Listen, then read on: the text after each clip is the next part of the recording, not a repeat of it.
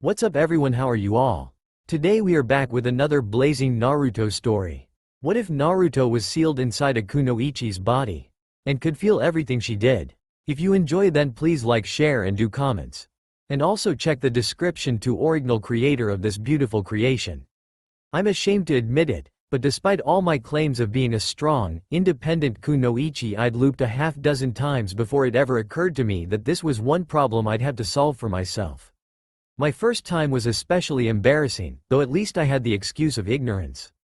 I started awake with a scream, my head still full of the disastrous fight with that snake-wielding ninja who'd attacked my team in the Forest of Death. I died slowly, drowning in my own blood while poor, brave Naruto went down trying to defend me. He called out more of that strange red chakra than I'd ever seen before, so much that it formed a solid aura around his body, but it didn't make any difference. Sasuke had long since run away. Mother burst in to see what was wrong, and I realized I was in my own bed at home. My arms were no longer broken, and I could feel my legs again, but it was several long minutes before I could get my sobbing under control enough to realize I was completely unhurt. I dragged myself to the bathroom with my poor, confused mother in tow, and stared into the mirror in shock. "Sakura, honey, it's okay. Whatever it was just a dream." "No, mother. That was a genjutsu. Nightmares can be vivid, but my memories of the first 2 days of the Chunin exam had way too much detail to be just a dream." "But why would a genjutsu master spend half the night inflicting such an elaborate nightmare on me? I'm not anyone important. Sakura, if this is what comes of being a ninja, maybe it's time to consider a safer career." I tuned out that old argument, already mentally preparing my report on the incident. I needed to make it to the testing center in time to take the written test that was the first stage of the Chunin exam, then I could track down Kakashi-sensei and tell him about my night. Maybe he'd have some idea what was going on. With all distractions, I barely made it to the testing center in time. Maybe someone wanted to make me miss the exam? I gave Sasuke and Naruto a nod as we hurried inside and found our seats, still too distracted to pay much attention. The exam questions were the same as the ones I remembered. That was weird. Even weirder, I recognized almost everyone in the room from my dream. Then the examiner laid out the same strange rules as in my dream, and even pulled the same trick with the 10th question. I was a nervous wreck by the time I got the chance to corner Kakashi-sensei and explain the situation. He listened gravely to my report, then took me to see Kunoichi-sensei for an evaluation. But she reported no sign that any genjutsu had been used on me recently, and something this elaborate should definitely leave traces. Kakashi just nodded. "That's what I thought. You know, Sakura, there's no need for elaborate conspiracy theories. If you don't feel ready for this test, you can just bow out." "What? No way. I could never do that to Sasuke. Besides, I'm not making this up. I don't know how it happened, but I can't have just dreamed the right test questions. Someone who knew what was on the test did this to me." They shared a knowing look, and Kunoichi said, "I'm sorry, Kakashi, but I'm going to have to recommend a medical disqualification." "I agree," he replied. "So they sent me to the hospital and disqualified my team." That asshole. I spent the rest of the day being poked and prodded by half the specialists in Konoha, and one of them even had the nerve to tell me I had cognitive dissonance bordering on full-blown multiple personality disorder. But none of it explained anything. I woke the next day as depressed as I'd been in years.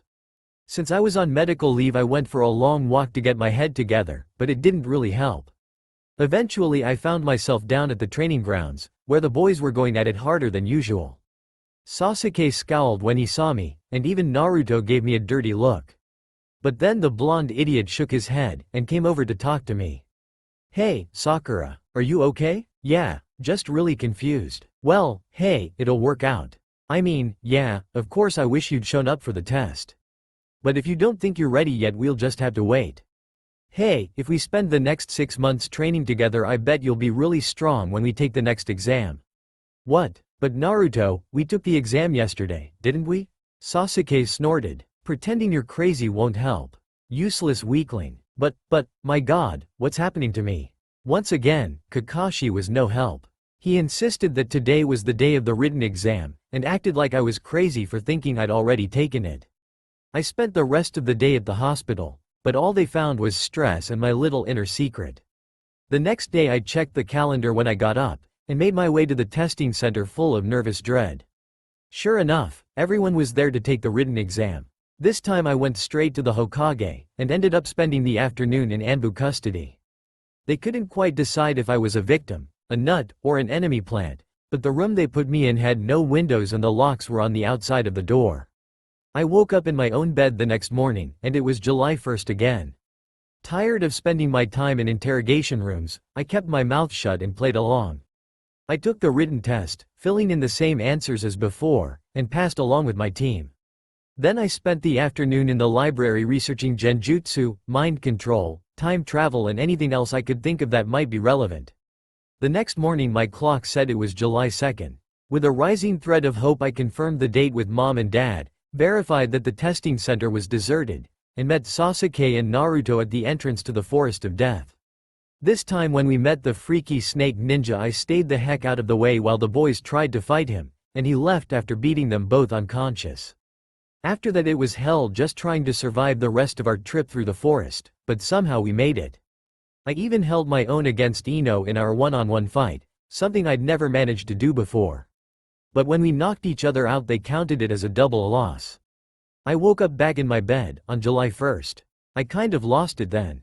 I cried. I screamed. I begged for help, for an explanation, for sympathy at least. I marched into the exam room and accused Ibiki of torturing me. I tried to convince Anko I'd seen through her mind games. I skipped the test and stayed up all night. I left town, running as far as my legs could take me to escape this curse. I even tried to kill myself, although I was careful not to try too hard. None of it mattered. No matter what I did, I found myself waking up in my own bed at 6:45 a.m. on July 1st. I sat looking out over the city from Naruto's favorite spot atop the Hokage monument, knowing no one would look for me there. I needed to figure this out, or I'd go crazy for real. I'm on my own. It was a bitter realization, but I had to face it. No matter what I did, asking for help just got me kicked out of the exam and restarted the loop. This is too big for any casual genjutsu. Maybe a cage-level specialist could do this to me, but why would they bother? I don't have any rare bloodlines or important relatives, and there are easier ways to drive someone crazy. But the alternative was insane. A time loop? Things like that only happen in stories. But then again, who knows what strange techniques some S-rank ninja might have. I might not even be the target. Maybe that snake ninja has some kind of massive time jutsu going, and I'm just caught in an eddy. There was no way to tell. But the loop wasn't always the same, so maybe there was a way out. What patterns have I seen? When I flunk out of the exam I get reset. The same thing happens if I die. But as long as I'm not disqualified time keeps moving forward. So maybe I just need to pass the exam? Fat chance of that happening. Let's face it, as a ninja I suck. Of all the people who made it through the Forest of Death, Ino was probably the only one who would even have to work to beat me. If I wanted to actually make Chunin I'd have to not only beat her, but at least one other real ninja. People like Neji, or Sasuke, or Gaara. How was I going to do that? I'd never worked very hard at my physical skills in the academy, and they were all years ahead of me. But time is the one thing I've got plenty of. I suddenly realized, even if it takes years, all I have to do is keep improving until I can beat them. I quickly discovered it wasn't going to be that easy. I could pass the written exam any day, but only sheer luck could get me through the second test in the Forest of Death.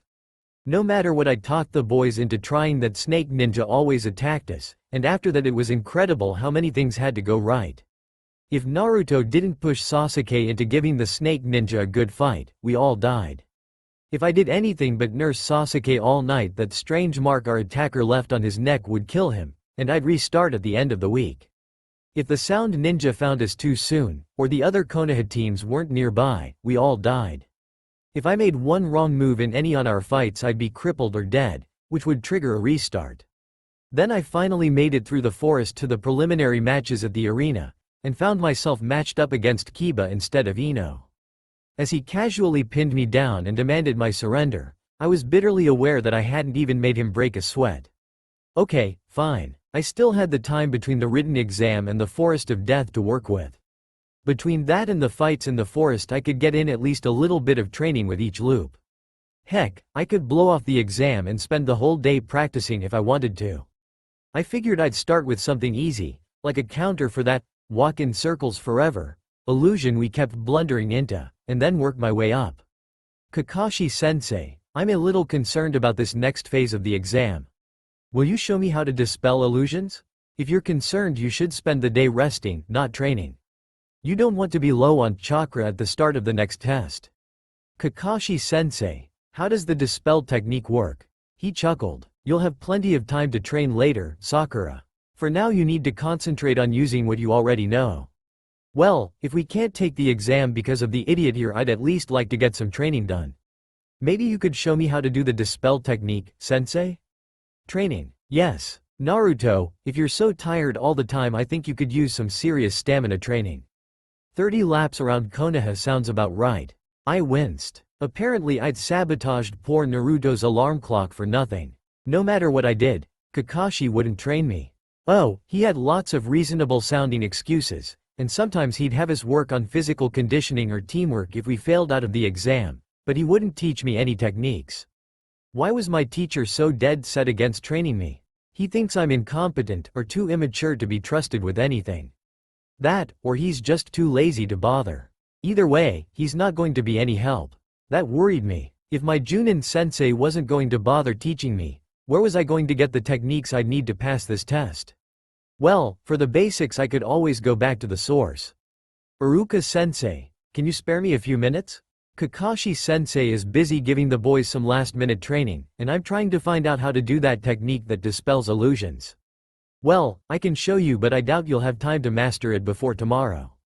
Maybe not, but you never know. I learned tree climbing in about 5 minutes. Really? That's pretty impressive. Well, it goes like this. I got it right on the first try.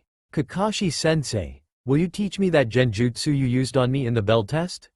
You mean the hell viewing technique? You'll have to build up your chakra a bit more first. Iruka-sensei, can you show me the hell viewing technique? That's an ugly technique for such a pretty girl, don't you think? Besides, I'm not exactly a genjutsu master myself. I ground my teeth. Fine. Who is? Kuronai-san, I know you have your own students to train, but would you be willing to show me a little genjutsu? I'm sorry, Sakura, but it wouldn't be appropriate for me to train another Junin student without permission. Fat chance of that ever happening. I suppose you guys have some secret permission slip code or something to keep students from lying about that, too. She laughed. That's hardly necessary, considering how often we see each other. If he isn't giving you the training you want, perhaps you should ask him why. Sure, why not? Okay, fine. But why not, Kakashi-sensei? Is there something else I need to make progress in first? Do you think I do better with something besides genjutsu? Give me a clue here. You shouldn't worry so much, Sakura. I'm sure you'll grow into a fine Kunoichi one day. But for now you need to concentrate on your basics, and learn to trust your teammates to do their jobs.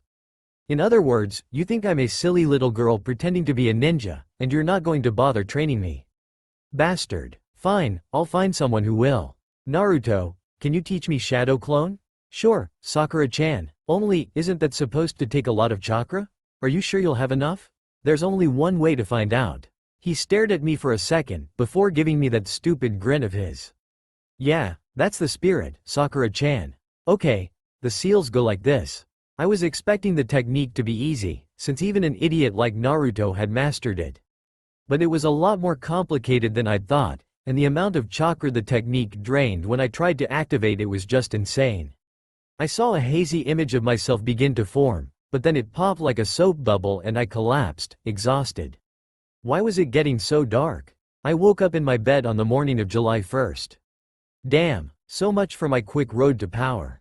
When Kakashi called Shadow Clone a chakra-intensive technique, I thought it might take 2 or 3 times as much power as tree climbing. Instead, I'd actually died of chakra exhaustion from trying to make a single clone. I suddenly remembered one of our better fights against the mysterious snake ninja. Naruto had made hundreds of clones, and kept pumping out more as fast as our enemy could kill them. Well, until he blew up half the forest with a giant fire technique. Damn, Naruto must have, what, 100 times more chakra than a Junin. Good God, I didn't even know that was possible. If he had a good area effect jutsu, he'd be unstoppable. Wait, why doesn't he have something like that? The answer was obvious once I thought about it. Kakashi had never taught him any jutsu either, and he certainly didn't have a clan to train him. Damn it, what does Kakashi think he's doing? Is he trying to get us killed? But my bedroom ceiling had no answers for me, and mother was calling me down to breakfast. Hey Naruto, would you show me how that perverted jutsu of yours works? Maybe I was developing a bit of respect for the little clown. After my failure with the shadow clone, I wanted to know what other surprises he had in his arsenal. Why would you want me to do that? He answered nervously. You're already a girl, idiot. I rolled my eyes. Of course that's not what I wanted for. I was just thinking about it, and I realized that it was a lot more convincing than a regular henge. I'm working on getting better at illusions, so I wanted to see how you do it. He hung his head and muttered something indecipherable. I can't hear you, Naruto. Spit it out already. It's not an illusion, he said, looking at his feet. When I change, I'm really a girl. What? But that's, well, I guess not impossible, but at least a rank, and the chakra requirements would be, oh. Yeah, that's nothing compared to your shadow clone armies. Damn, I had no idea. Then a rather perverted thought struck me. Wait, if it's a real transformation, that means you could. I blushed, unable to finish the sentence. I could just see the little pervert drawing the shades and calling up a couple of girl clones for a little fun. Hey, wouldn't they be virgins? I'm pretty sure you can't pop a virgin clone without dispelling her. Maybe he uses guy clones and goes girl himself. Fortunately, Naruto's cringing protestations of innocence distracted me from my inner pervert speculations before they went any further. No, it's not like that. It really was supposed to be just a distraction technique, but my girl self is crazy. That's why I never use it for more than a few seconds. Okay, this sounded interesting. Fine, teach me the technique, and I won't beat you for being perverted enough to invent something like that. But I don't know what it would do to a girl. He whined. Y technique was at least as complex as Shadow Clone, which made me wonder how Naruto had stumbled on it. It also took a lot more chakra than a normal henge. I could only hold it for a minute or so before I ran low. But oh, what a glorious minute. I've joked to myself about inner Sakura before, and those shrinks at the hospital had made me worry that my internal monologue might be a little too close to a dialogue for my health. But when I did Naruto's Y technique, I became inner Sakura. A sleek, Y Kunoichi ass-kicking machine, utterly fearless and achingly gorgeous. I felt like I could do anything. To be honest, I was a little scared of what I might do in that state, but I still wanted more. The sheer freedom was too much to pass up. Besides, Sakura was closer to 16 than 13, and she had boobs. Not to mention incredible hair, legs to die for, and enough slinky curves to give half the men in the village heart attacks. Must have more. Sakura, why are you walking on the ceiling? I looked down at my teammates from the ceiling of the testing center, conscious of the odd looks I was drawing. Building up my chakra, I'm sick of not having enough to do any kind of real technique. Somehow I'd figure out how to control myself, or modify the technique to minimize the mental effect. The ability to turn into the Kunoichi I dreamed of being on demand wasn't something I was going to pass up. Meanwhile, I was slowly solving the forest of death. It wasn't easy, but dying a painful death every few days was a hell of a motivator. So I learned which teams we could fight, and which ones to avoid. I learned how to spot traps and imposters. Through painful trial and error I figured out that Naruto was the only one who could get Sasuke to go all out against the snake ninja, and what to say and do to ensure he did the job. One loop I was close enough to hear our attacker introduce himself to Sasuke as Orochimaru, a name that was easy enough to find in the library. My blood ran cold as I realized we were up against the most dangerous of the Sannin, an S-rank ninja who was considered a credible threat to an entire hidden village. But he wasn't here to kill us. I didn't know what that seal he always put on Sasuke was for, but I'd have plenty of time to find out later. Once I figured out the pattern we could usually get past him, and there was a spot nearby where the sound ninja who always came after us the next day would usually be driven off by other teams from Konoha. After that, the only serious threat was that genjutsu trap, which I now had the means to break. By my 30th reset we usually made it through with a few hours to spare, which gave us a chance to rest up a little before the pre-finals. The first few times I drew bad opponents and got my butt kicked, but once we started making it through consistently it didn't take long for me to get Ino as my opponent again. This time I skipped the grandstanding speeches and concentrated on winning. The first time I'd fought Ino in the forest arena we were evenly matched, but this time I knew all her tricks and had a couple of months more practice on my side. It was still a close fight, but I won. I was walking on air as I returned to the spectators' balcony to watch Naruto eke out a victory against Kiba with a lucky fart. God, only Naruto. I had a bad moment when I woke up in my own bed the next day, but then I checked my clock and cheered. It was June 9th, my plan was working. Now I had a month to train for the finals, if only Kakashi would bother to make the effort. I spent half the morning trying to figure out how to prod him into giving me some real training, but I needn't have bothered. When Kakashi finally turned up, only 2 hours late for our team meeting, he had another older ninja with him. I'm very proud of all of you for making it to the finals. Congratulations. The last time this happened in Konoha was when the Sannin took the exam. That's great, Kakashi-sensei. Naruto enthused. So what kind of training are we going to do for the finals? Are you going to teach us some cool jutsu? Huh? I'm afraid I won't be training you this time, Naruto. Sasuke is up against a very serious opponent in Gaara, and his training is going to require my full attention. But Ebisu here is one of Konoha's most elite instructors, and he's agreed to train you and Sakura.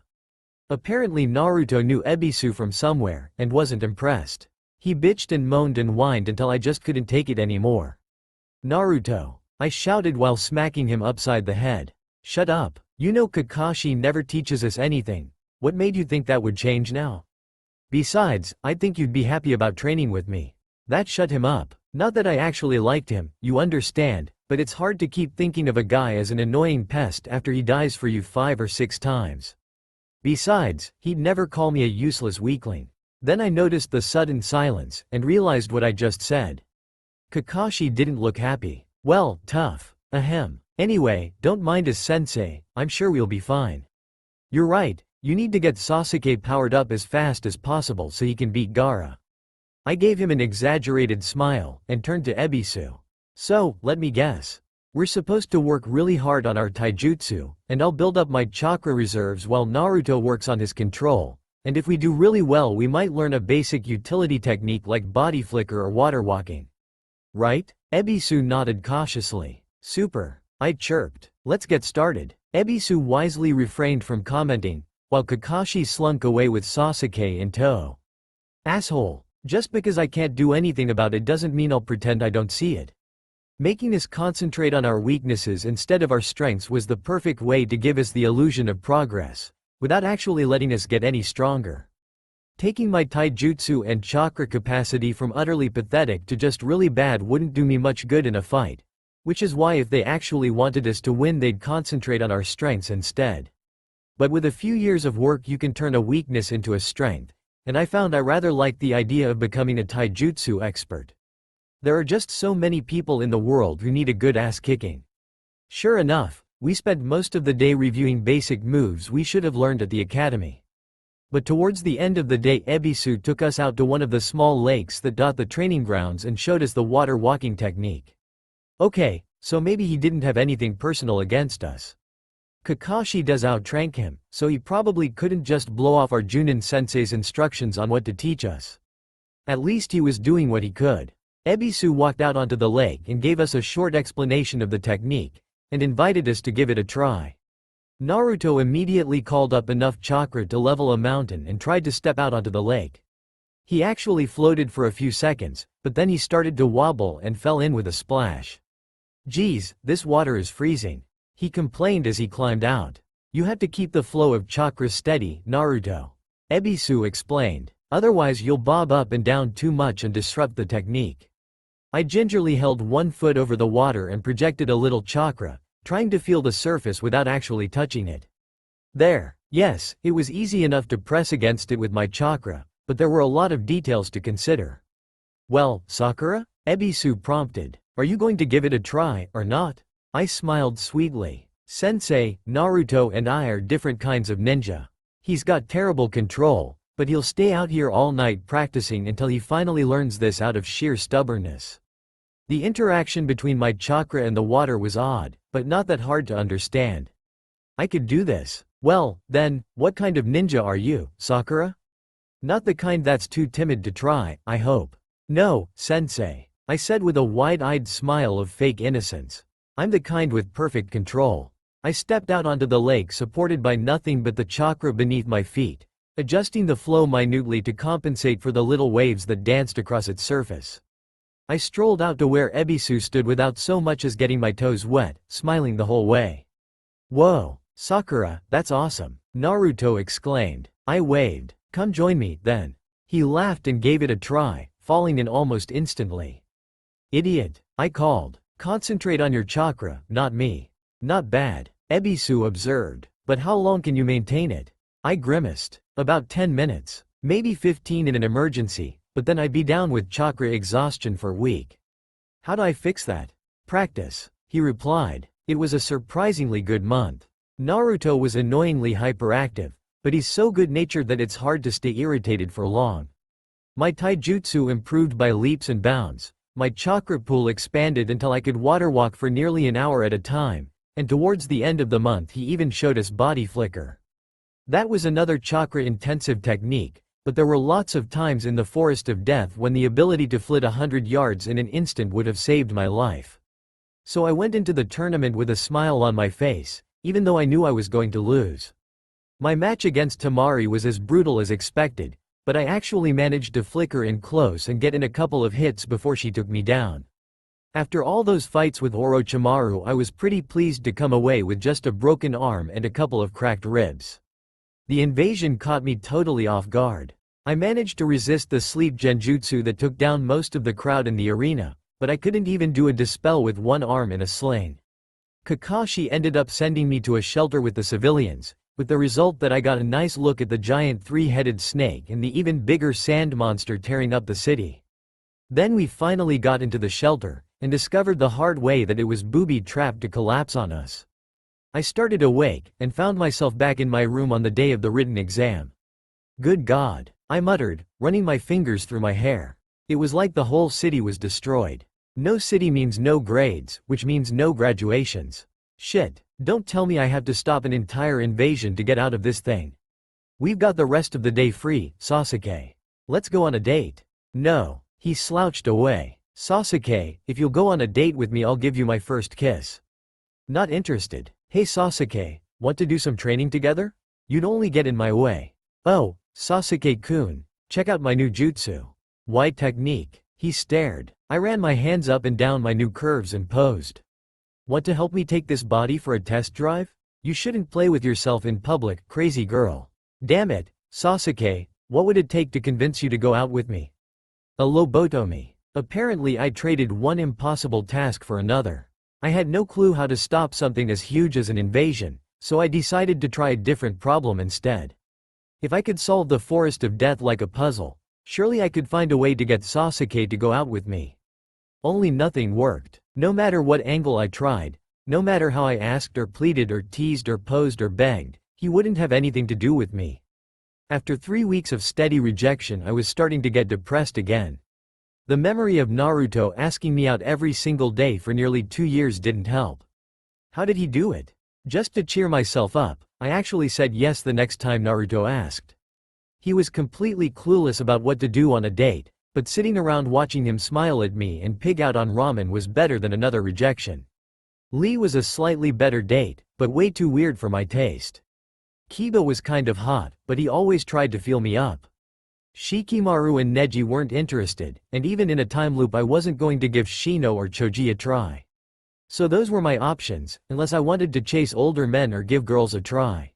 I just don't get it. I complained to Ino one night. No matter what I do he just blows me off. Is he gay? Maybe he wants a woman who's a little more womanly. She shot back cattily. I snorted and did the white technique. He turned me down when I was like this, Ino. If my boobs were any bigger they'd mistake me for a Hyuga. She giggled. I think you might have Hinata beat. Damn, that's some illusion. Can I touch? Sure. I shrugged as she ran her hand through my waist-length hair. But it's not an illusion, it's a real transformation. Hey, maybe we should try it together. No guy can resist 2 girls at once. Yeah, that was my form's influence, and I had a serious, oh, shit, did I just say that out loud? Moment. But Ino's incredulous stare slowly melted into that mischievous grin of hers. Teach me this technique, and you're on. I woke in a strange bed, with a soft female body cuddled against my left side and an unexpected emptiness to my right. Ino had reverted to her usual self at some point during the night, but somehow I was still in Y form. How did that happen? I held my childhood friend close, remembering the previous night. She'd been amazing, playful and passionate, eager to please and ready to try anything.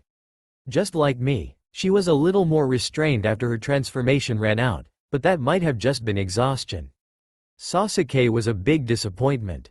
He lasted maybe 2 minutes the first time and 5 the second. Worse than that, it was obvious he didn't much care if we were having fun. My thoughts were interrupted when Sasuke stepped into the room and yanked the covers off the bed. "Get up, Sakura. You're not going to make me miss this test." Some boyfriend he was. Needless to say, I completely freaked when the next reset changed me back to normal. I slept with a girl. Yes, and you liked it. The little voice in my head seemed to say. But I like guys. I'm not a lesbian. Yeah, boys are great. But so are girls. Remember how good it felt to wake up in Ino's arms? Oh god, I really am crazy. I never thought about Ino like that. Please, you had a cute little girl crush on her for years before you noticed Sasuke. I'm crazy, and my other personality is a pervert. No, I just don't have all your hang-ups. Come on, you know you liked it. Maybe, but I'm not going to turn into some tramp who hops into bed with anything that moves. Of course not, dummy. I wouldn't do that any more than you would. I'm just not afraid to let my best friend know that I love her. Well, I guess that's some relief. Wait, what about Sasuke? He's a whiny little emo boy. But he's hot, and you and Ino both wanted him, so I figured what the heck. Besides, I bet you won't make that mistake again. Great. Not only am I having an argument with myself, I'm losing. I didn't repeat that pattern, but it wasn't hard to find one where Ino and I renewed our friendship. All I had to do was tell her I was sick of chasing a boy who obviously didn't want me, and wish her luck with him. It hurt more than I expected to admit that, but it was worth it to have my best friend back. There were several ways to get both our teams disqualified on the first day of the survival test, and that left us 6 days together before the loop reset. But rebuilding our friendship repeatedly got old quick, and beating her in the preliminary round was a sure way to derail it again. Since she was the only one I was ever matched with who I could actually beat, that meant I couldn't go into the month of training with my friend back. Which sucked. Well girl, the answer to that one's obvious. Time to get back to training. It took 3 deaths, a couple of crippling injuries and another valiant last stand from Naruto to get into the final round again. I knew I'd lost the physical conditioning from my last training month in the resets, but I hadn't realized how much it had thrown off my reflexes. But a few days of practice got me back up to speed, and then it was just a matter of luck. Poor Naruto. I've got to remember to do something nice for him once I get out of this. Let me out, and I'll show him just how much we appreciate him. I bet he'd be a lot of fun. Can you say gang bang no jutsu? Crazy pervert. I'm not sleeping with Naruto. Yes, I was hearing that voice a lot more often these days.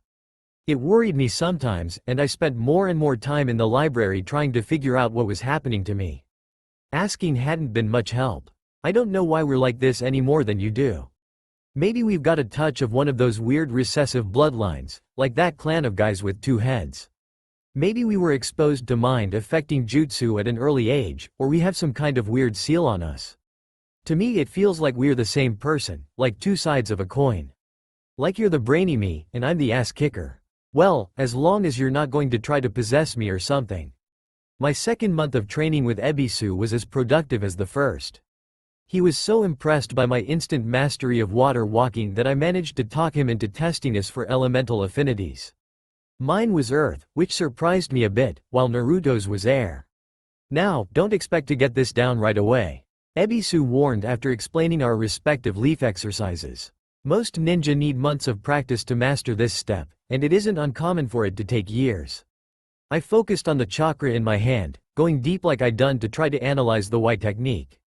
After the 3-way incident I'd quickly figured out that the white technique became permanent if I ran it long enough. But it took several weeks of serious research to get any concept of how. Even now I could barely begin to understand the subtle changes the technique made to my body, but at least I could feel them happening. Compared to that, leaf drying wasn't so hard. I held up my hand with a triumphant smile, and poured out the dust that was once a leaf. Has anyone else gotten it on the first try? Not since Tsunade-sama was a genin. He said in shock. You're awesome, Sakura, Naruto shouted. With another month of taijutsu training I was fast enough to avoid the broken arm, but Tamari knocked me out instead. I didn't even wake up until the reset. That set the pattern for the next few months. I'd make it through to the final exam every 3 or 4 tries, and spend the month training with whatever instructor Kakashi picked out. If Naruto made it through as well, it was always Ebisu, but that only happened about 1 time out of 3. Usually he got his butt kicked by Kiba or Shikimaru instead, and I ended up with a different instructor. The first couple of times he pawned me off on some medic nin, which seriously pissed me off even though it was something I wanted to learn. I see, I'd said bitterly. Yeah, this way there's no chance that I'll pass the exam, but I'll be a better support flunky for Sasuke when he makes Chunin. Good call, sensei. The asshole actually had the nerve to defend himself. Sakura, it really is for the best. You've done well to make it this far, but you know you aren't going to get strong enough to beat Tamari in a month. Besides, you'll make an excellent medic nin. I know that, I snapped. I just wish you could see that Sasuke isn't the only one on this team with potential. Sakura, just go. But that gave me an idea. Hinata never made it to the final round, and Shino and Kiba weren't always there either. So I started to make a point of talking up my interest in Genjutsu with Kakashi at the start of each loop, and laying on a little guilt trip about not teaching me anything that would keep me alive in an actual fight. I had an Ebisu loop and a couple of medic nin loops while I worked on my performance, but eventually the odds came up my way. Sakura, this is Kurenai, the Junin sensei of Team 8 and one of Konoha's finest Genjutsu experts. She's agreed to give you Genjutsu lessons twice a week. Yes, I couldn't contain my enthusiasm. Thank you, Kakashi-sensei. I knew you'd listen eventually. I turned and bowed to Kurenai. Thank you for agreeing to teach me, sensei. A couple of hours a week isn't much, but I took a page from Naruto's book and practiced like crazy between lessons. By the time the tournament rolled around I could cloak my presence and call up all sorts of basic sensory illusions, and I had that hell viewing technique down cold. To be honest, I was expecting to lose anyway, but apparently Tamari had some pretty serious fears. She dropped to her knees and started screaming when I tagged her with the technique, her fan falling from nerveless fingers. I flickered in behind her before she realized it was an illusion, and knocked her out with a quick blow to the head. She'd been screaming about Gaara. Well, I suppose that made sense. Growing up with a psychotic monster like that would affect anyone. For the first time I was actually awake and healthy when the invasion began, so when Kakashi sent Naruto and Shikimaru off to chase down Sasuke and Gaara I went with them. We actually tracked them down a few miles from the arena, and I found out the hard way where the giant sand monster came from. That was Team 7's best fight ever, for all that we'd been apart for a month. Sasuke was fast as lightning, Naruto's clones were everywhere, and for once I was actually contributing something to the fight. I couldn't seem to affect Gaara directly, but my illusions were great for distracting him while the boys set up attacks. I even managed to give Sasuke a chakra transfusion that let him get off another Chidori against that monster. When I pulled him behind a tree to feed him chakra, there was a moment when he almost seemed impressed. But of course it wasn't enough. Eventually Gaara caught Sasuke in a sand coffin and crushed him to death, and then he pinned me against a tree with one giant fist of sand while he taunted Naruto. The last thing I saw was Naruto flying towards him surrounded by that strange red aura. Then the sand crushed me, and the loop reset. I threw myself into my training, determined to at least learn enough to come through the invasion alive. Who knows, maybe that was all I really had to do to get out of the loop. So I studied medical techniques, and taijutsu, and occasionally genjutsu. I talked Ebisu into getting me scrolls on underground move and inner decapitation, and read everything the library had to offer on the theory of technique construction. After a dozen resets I was actually surviving the forest of death on a regular basis, and I could usually beat Shikamaru or even Kiba in the arena. I also died fighting Gaara 4 times, got eaten by Orochimaru's giant snake once, and found out the hard way that Kankuro's puppet used poisoned weapons. The only way I could even survive the invasion was to stay out of the major fights, and the one time I did that there wasn't much left of the city. Sure enough, the next day the loop reset. I tried not to let it get me down, but it wasn't easy. I wasn't sure if it was even possible for me to get strong enough to stop something that big alone, and even if I could it would take a lifetime. I pressed on with my training, but I wasn't optimistic. Then I hit a new round of obstacles. First Ebisu started telling me that my skills were too far ahead of my body, and made me spend more and more time on strength and stamina training. Since I started each new loop back in my original body, that was a complete waste of time. Then the medic Nin pronounced me ready for advanced techniques, which excited me until I discovered there was a mandatory year-long academic course I'd have to complete first. By then I knew it was only a matter of time until Kurenai decided I knew all the genjutsu a genin could be trusted with. I blew off the test a few times to try to relax, but it didn't help much. I'd lived through those first few days so many times they were like a too familiar movie. You can only do the same shopping trip or lunch date so many times before it gets old. In a way, I'm actually glad I'm crazy. I said to myself. At least I'll always have someone to talk to. We're not crazy, dummy. There's just two of us. Yeah, that makes me feel so much better. Want to take over for a while? Are you going to get pissed if I seduce Naruto? Never mind. Then something different happened. One day at the start of the loop, Naruto breezed into the exam center holding hands with Hinata, and walked right by Sasuke and me with a casual wave. See you inside, guys. What the hell? That's never happened before. What did we do different? Beats me. Come on, Sasuke. Naruto somehow managed to get a seat next to Hinata, and spent the time before the exam whispering in her ear instead of having the usual conversation with Kabuto. He even kissed her on the cheek once, which left me speechless. I wanted to investigate, but to be honest I was so stunned at having something new happen that I wasn't sure what to do. Then Ibiki showed up and gave his menacing little speech. Hey, Sakura, Naruto called. I bet you're going to shout or hit me or do something to get us thrown out of the test. I blinked. What, because of Hinata? Hardly. You two make a cute couple. He opened his mouth to reply and then stopped with the most befuddled expression I'd ever seen on him, and considering this was Naruto that was saying something. He looked as confused as I'd been when he walked in with Hinata. I felt a thrill of hope I hadn't felt in months. But Ibiki was telling us to shut up and take the test, and if I was right I needed to make damn sure this was a full-length loop. Usually I'd just doodle or something while I waited for the 10th question, but this time I actually wrote down the answers just to be sure. I'm done, Naruto called as he finished his paper. Hinata, if you're done too, let's make out. The shy girl flipped her paper over so fast I could barely follow the movement. I'm done. Come to think of it, there was no rule against that. They kissed. They necked. Hinata giggled and moaned and squirmed. Naruto was apparently a hell of a kisser. Ibiki looked like he couldn't decide whether to be annoyed or impressed. God, she's cute when she makes those little whimpering noises.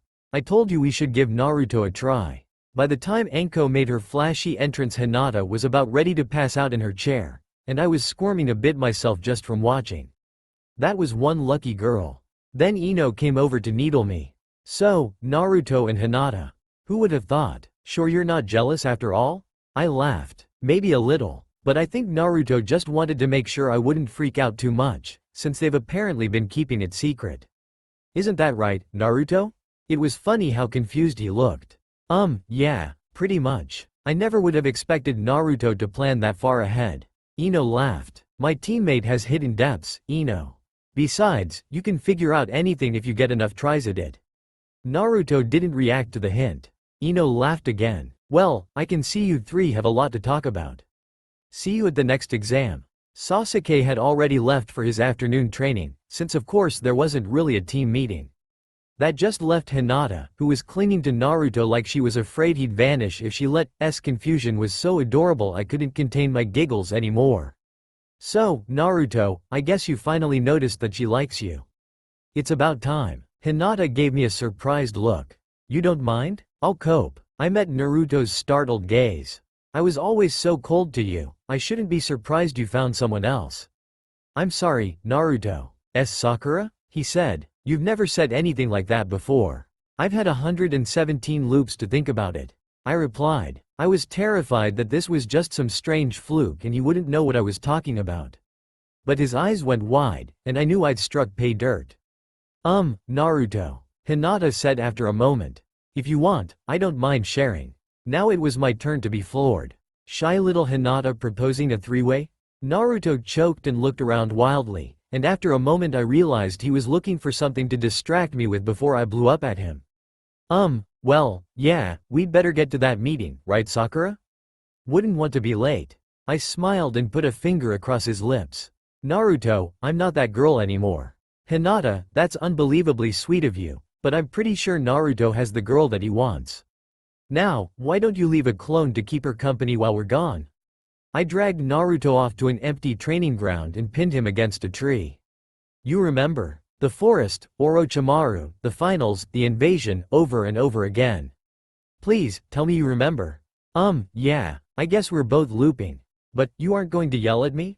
We finally discover we aren't completely alone in the loops, and this is his first thought? Was I really that much of a bitch to you, Naruto? He didn't say anything. Look, I'm really not like that anymore. My god, do you have any idea how many times I've watched you die trying to protect me?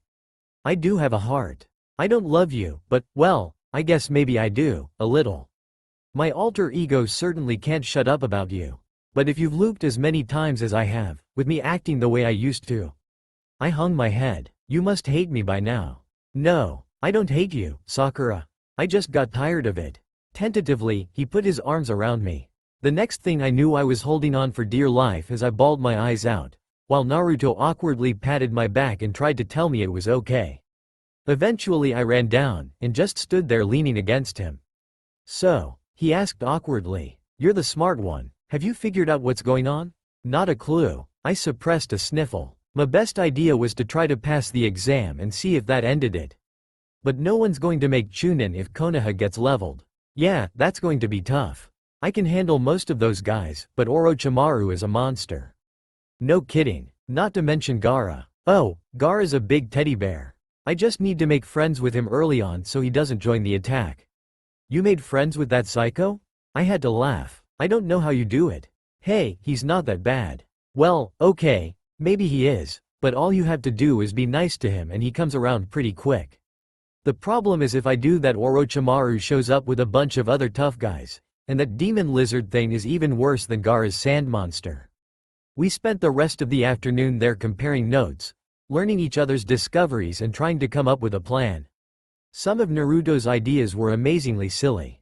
Muscle memory is a figure of speech, dummy. Reflexes are processed by the brain and engraved on your spirit just like any other kind of memory. You mean I could have been improving my taijutsu all this time? Yep, I'm about as good as Sasuke was when we took the belt test, and still improving. On the other hand, I missed a lot as well. Sakura, we're in a time loop. You don't have to go around following orders anymore. Experiment, try crazy things, break the rules. As long as you don't get caught before the next reset, it doesn't matter. Heck, even if you do get caught, Ibiki likes to let prisoners sweat for a day to two before he does any serious interrogation. I wouldn't have gotten anywhere if I couldn't use the loops to talk people into things and get around security. Our first practice match was a revelation. Naruto was amazed by the way I used invisibility art, underground move and body flicker to dance around the battlefield picking off clones at will. Me, I was amazed at his jutsu selection. Naruto, how can you do all those fire jutsu? I know your element is air. Wait, and I saw water and lightning techniques too. He shrugged. I pretty much had to steal scrolls to learn anything, and those are the ones I've found so far. I've got tons of chakra and plenty of training time, so what difference does it make anyway? I had to laugh. Only you could pull off something that crazy. You're burning 10 times as much chakra on that fire and lighting stuff as you'd need for air techniques, and they'll always take more time to use. Tell you what, show me how that instant swamp thing you did works and I'll show you some basic wind jutsu I've seen Ebisu teach you. Well, I guess I can do that. But I really want you to teach me your genjutsu. I just can't seem to get Kurenai to show me anything. We're teammates, Naruto. I'll teach you anything I know. The Forest of Death was almost fun with the real Naruto on my side. Between his firepower and my finesse we flattened every obstacle in our way, played Orochimaru with style and panache and ended up at the forest arena 3 days ahead of schedule. Naruto even had time to send his clones on some complicated mission to get Neji injured so he wouldn't end up beating up Hinata, which I thought was awfully sweet considering how many times he must have done it. Hinata's the best thing that's ever happened to me, he said when I asked him about it. I don't get together with her that often because it would kill me if she got boring too. But I'd already started the pattern when we met, and there's no way I'll let anything bad happen to her now. Naruto was pretty impressed when I got matched with Kiba and actually won. Apparently he'd had a lot of trouble with that fight in his early loops, before he learned enough ninjutsu to deal with it. Then he drew Shino as his opponent, which was a completely one-sided fight. Naruto just ignored the insects, running right through Shino's swarms to beat on him while the little bugs leached chakra as fast as they could. They couldn't drain enough to matter, and the biting ones could barely outpace Naruto's healing, so it wasn't long before Shino went down. Then the training month started, and we got to really have fun. "So that's Jiraiya," I whispered, eyeing the middle-aged man peeping on the women's side of the hot spring. "He looks more like an old pervert than a legendary Sannin. He's a total pervert, but he's really strong, too. I learned toad summoning from him my first time through, and I'm sure he's got lots of other cool stuff. But I can never remember what made him agree to train me. Well, maybe we can come up with the right approach if we put our heads together." "What have you tried that didn't work?" 20 minutes later Jiraiya's note-taking was interrupted by a tap on the shoulder. "Go away," he whispered. "I'm busy with my research." "I bet we've got better research material than they do, Jiraiya-sama," replied a sultry female voice. He just about dropped his notebook when he turned around. Naruto and I were both in Y form with our arms around each other's waists. We'd changed into tight tank tops and very short skirts, but kept our forehead protectors and shuriken pouches.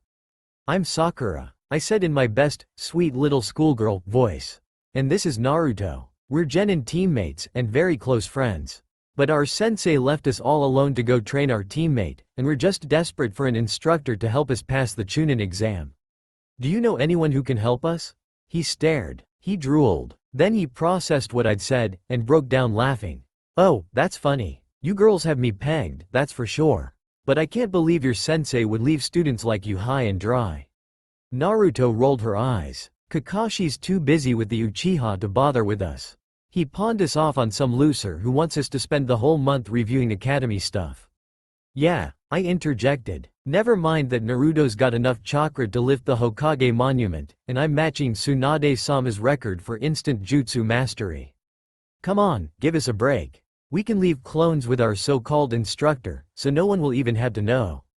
We'll even keep the fan service outfits." He chuckled. "Isn't Naruto supposed to be a boy? It's a transformation technique," she replied. "Yeah, it turns the subject into a Y girl. I still can't believe he came up with that. Although since I'm already a girl, sometimes it makes me feel a little too Y." I snuggled against Naruto-chan's side as my hand wandered suggestively up her bare belly. To be honest, I really was having a little trouble keeping my hands off her. Y form kicks my libido into overdrive, and Naruto-chan is even hotter than I am. She smacked my butt, and I nearly had an orgasm. "Stop that, Sakura. I like you too, but I don't want you freaking out when you change back. Alright girls, I can see it's my duty as Konoha's most amazing ninja to rectify this terrible oversight. But if you want my training you'll have to promise to do your best, dress properly and stay in those forms the whole time. Oh, and you're definitely going to teach me that technique. Score." Alas, Naruto really wasn't comfortable enough as a girl for me to get too close. But we got in nearly a month of training under an amazing ninja, even if he did waste a lot of time making us pose for no good reason. Naruto learned a couple of neat wind techniques, and got to sign the toad summoning contract and practice with it again. I learned to make explosive tags, and got some serious training in armed combat techniques. He even showed Naruto the training technique for Rasengan, though by then there wasn't enough time left for him to master it. I didn't even try to do that one myself, since even with all my training over the resets I could tell I didn't have enough chakra. Interestingly, I learned even more from Naruto. He taught me Earth Flow River and Earth Rampart in a couple of days, and between his knowledge and a few hints from Jiraiya I managed to put together an Earth Clone technique a couple of weeks later. His wire control techniques were even easier. With their low chakra drain and emphasis on precision they were perfect for my style. In return I filled in the gaps in his spotty knowledge of genjutsu and medical techniques, including some handy first aid jutsu designed for use by non-medics with relatively normal levels of chakra control. "I don't understand why we have to fight so hard to get this stuff," he grumbled one evening as we walked home from the training grounds. "I mean, I know everyone hates me, but what about other people? You'd think they'd teach that first aid stuff to everyone who makes genin, and you guys could have all had an element and a bunch of attack jutsu before the loop if anyone had bothered teaching you. At first I thought it was Kakashi, but the other teams aren't much better off. Heck, I can't think of a single genin in Konoha who has more than one special technique. Why is that? I've been thinking about that one for a long time now. I said thoughtfully. I think I've actually figured it out. You have to remember that we're ninja, not samurai, and wars between hidden villages are usually won through treachery and deceit more than force of arms. Like the way Orochimaru seems to have compromised half the village before that surprise invasion even starts. Okay, so? He looked at me dubiously. So everyone's afraid of giving too much power to the wrong people. The academy teaches some basic defensive techniques, and then they send us out to work directly under a Junin for a few years before they let us have anything better. The clans do the same thing, teaching their genin just enough to give them an edge and waiting for them to prove their loyalty before they learn more. I don't think it ever changes, either. Have you noticed that Chunin only have a couple of favorite moves, and even Junin usually stick with a narrow specialty? Yeah, I figured they just stick with what they like. The lazy ones, maybe. I've certainly never seen Kakashi bother to train anything but his Sharingan. But if either of us spent a month in a jutsu library, we'd walk out with more techniques than a Sannin, and we can't be the only ones. I don't think there are any jutsu libraries. I've looked. He seemed pretty put out about it, too. Yeah, that's what I thought. Everyone is so afraid of their techniques ending up in the wrong hands that people like the Hokage will actually let them be lost instead.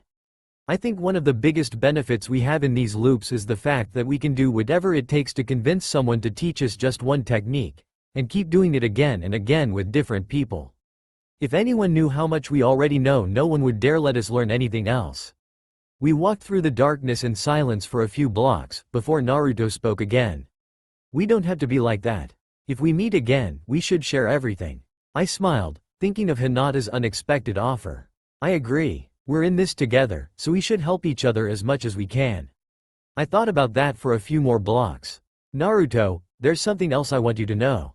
I'm afraid you really will start hating me if you have to put up with the old version of me for too many loops, so I'm going to tell you how to make it so you don't have to. What do you mean? He asked curiously. I don't think it would be hard to modify the Y technique to work on someone else. I also don't think it would be hard to find a pattern where you use it on me and I end up being a lot nicer to you. If he kisses me like he did Hinata, I'll be jumping his bones in no time. Seriously? I figured you'd be pissed if I tried to use the loops to figure you out, Sakura. Especially something like that. Isn't that kind of like mind control? No, it's not like that at all. I know it must be really weird for you, since you're not normally a girl. But for me, what that technique does is more like letting the real me out of a cage. I stop worrying about rules and propriety and what other people will think, and just do what I want to do. It can be a little scary for me at first, but if I go too far it's only because I'm drunk on freedom. We didn't go to the tournament that loop. Instead we camped out atop the Hokage monument with a couple pair of field glasses and watched the battle. The loop would end sometime in the late evening no matter what we did, so I convinced Naruto what we really needed was the big picture. I think the barrier around the Hokage box was the signal to attack. I commented as the battle began. Yeah, you're right. Here comes the giant snake. Where the heck did that thing get bibs, anyway? What? I took a long look at the three-headed summon. Sure enough, each head was wearing a massive bib. Someone has a sick sense of humor. Hey, look, that's Jiraiya fighting it. Really? I always wondered who took that thing out. Check out the Hokage fighting Orochimaru. We watched for a few minutes. That was one incredible battle. Naruto, how many clones can you make and still have enough chakra that they can throw jutsu? He shrugged. About 1,000, I guess. Enough to stop that sand attack on the south wall, anyway.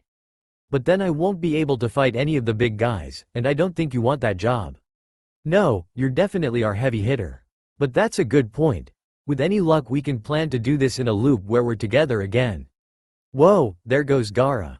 The giant sand monster went rampaging through the western side of town, tearing up training grounds and the homes of several minor clans. Yeah, he always does that if I don't stop him. What I don't get is all those trees growing up inside the barrier.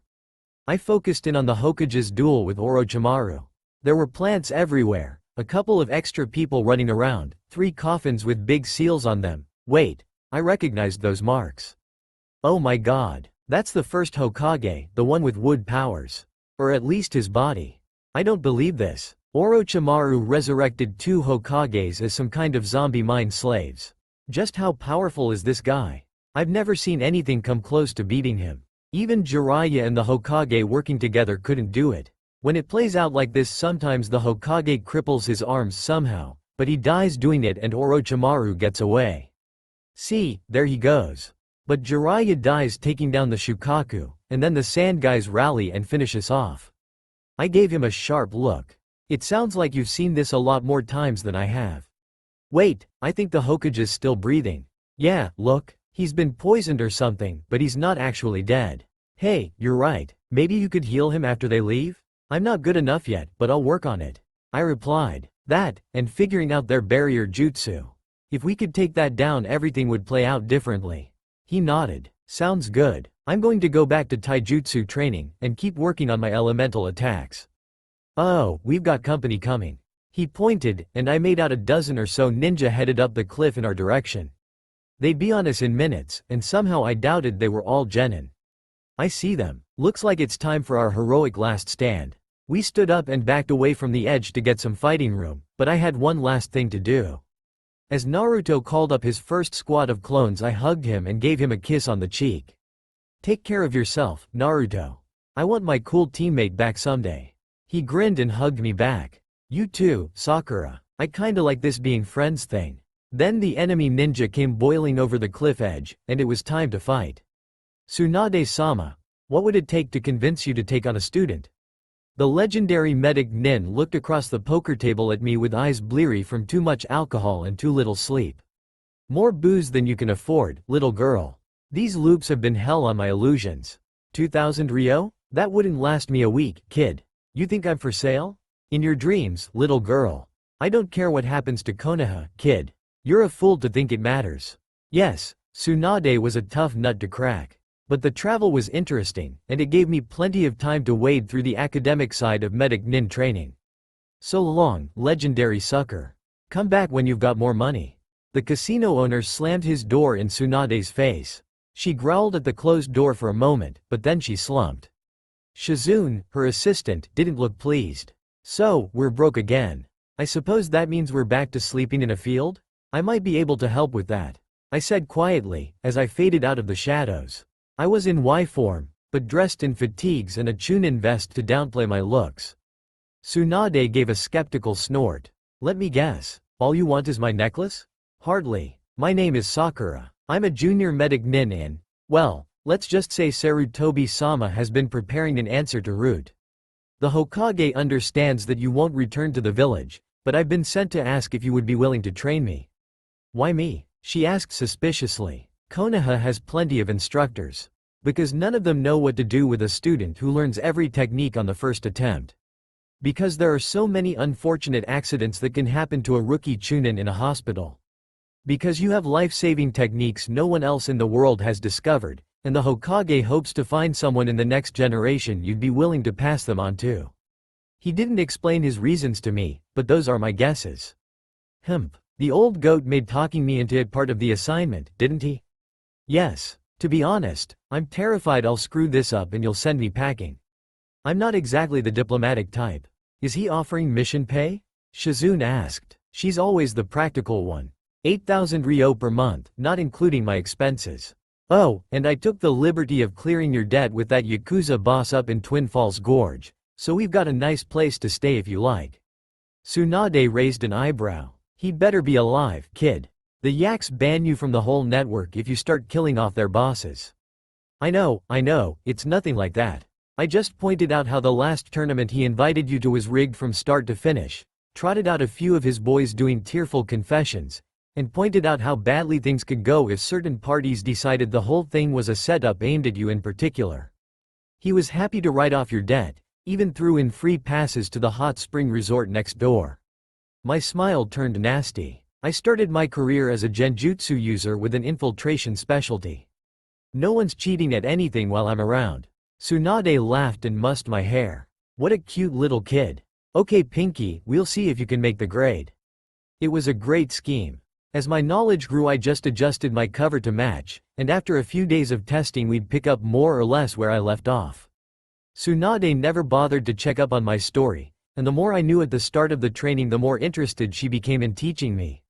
Occasionally I'd mess up the initial introduction and she'd blow me off, but that just gave me a chance to spend a few weeks getting practical experience at the hospital back in Konoha. A dozen loops later I was better than most professional medic nin, and still improving fast. The pattern also gave me a chance to travel, which in some ways was just as important. Tsunade never stayed in one place for long, and the slightest change could send her herring off in an unexpected direction. I got to see most of Fire Country in those loops, or at least, most of the bars, casinos and hot springs in Fire Country. It was a lot of fun seeing so many new things, especially after spending so long stuck in Konoha. I suppose I was also growing up a bit, because their reactions to me slowly changed over the repeats. At first I was only interested in Tsunade's techniques, and she seemed alternately amused and annoyed by my eagerness. But each time around I learned a little more about my teacher and her faithful companion, and she was such a font of knowledge it took years for me to absorb it all. Somewhere along the way Tsunade stopped being a caricature of a gambling addict, and became a real person to me. It was painful to really see her. Once she was the most promising Kunoichi in the elemental countries, a legendary medic nin whose discoveries promised to revolutionize medicine. Now she was reduced to a broken wreck of a woman, hiding from a past too painful to remember and a future too bleak to contemplate. Her whole family gave their lives for Konoha in one way or another, and she'd given years of service in the field despite the fact that anyone with a brain would have wanted her running the hospital instead.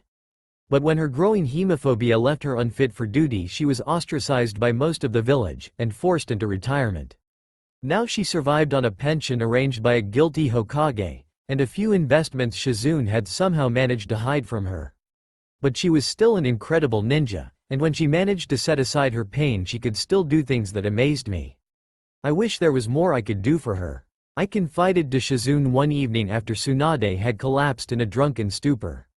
"I don't know how you've done this for so long. You've helped more than you realize." She answered softly, "This life was killing her before we met you. I think it gives her hope, to teach another young prodigy. You remind her of herself when she was young, you know." I ought to, since I'd spent a dozen loops learning how to show just enough resemblance without going overboard enough to be suspicious. For a moment there I actually felt guilty about it. Then I saw the way Shizune was looking at Tsunade, and many things suddenly became clear. "You love her." It wasn't a question. She froze. "Don't worry, I'm not going to tell. I can see how awkward that would be. Besides, if she hasn't seen it by now. She doesn't want to." Shizune whispered. "She's so lonely. But she's lost everyone she ever loved, and she doesn't dare take another chance. Besides which, she's only interested in men." I wonder. Teaching Tsunade the Y technique was not one of my better ideas. The result was 3 days of drunken debauchery that reduced poor Shizune to tears. Then one morning Tsunade woke up surrounded by the remnants of the last night's orgy, and stopped her own heart. Note to self. Using mind-affecting jutsu on people with mental problems is dangerous. Don't try it unless you actually know what you're doing. Of course, I didn't spend all my time studying with Tsunade. I did a lot of snooping while I tried to get that pattern down, digging through confidential personnel files and the Hokage's mission records in search of information that might help. At first it was fun ferreting out village secrets, especially once I learned how to avoid getting interrogated by Anbu. For a ninja village Konoha's security really sucks. But the more of Konoha's secrets I learned, the less fun it became. I learned that the Hyuga kept members of the branch house in virtual slavery with a seal that could kill them on command. The current clan head was pitting Hinata and Hanabi against each other in a contest to see which one would inherit, and which would become her sister's slave.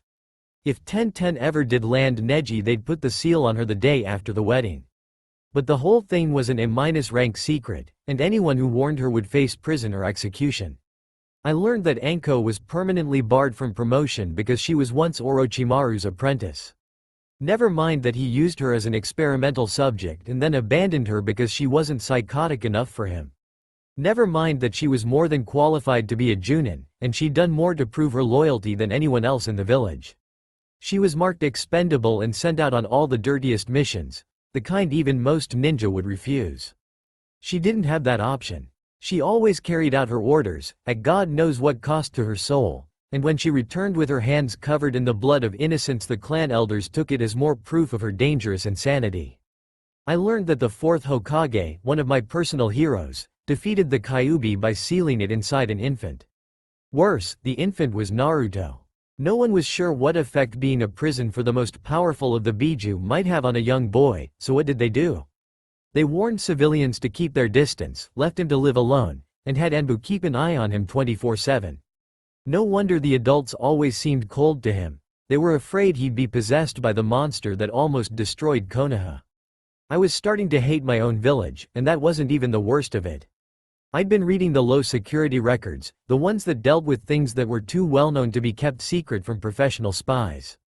The Hokage's high-security vault was protected by seals I had no clue how to bypass. But it was big enough to hold thousands of horror stories.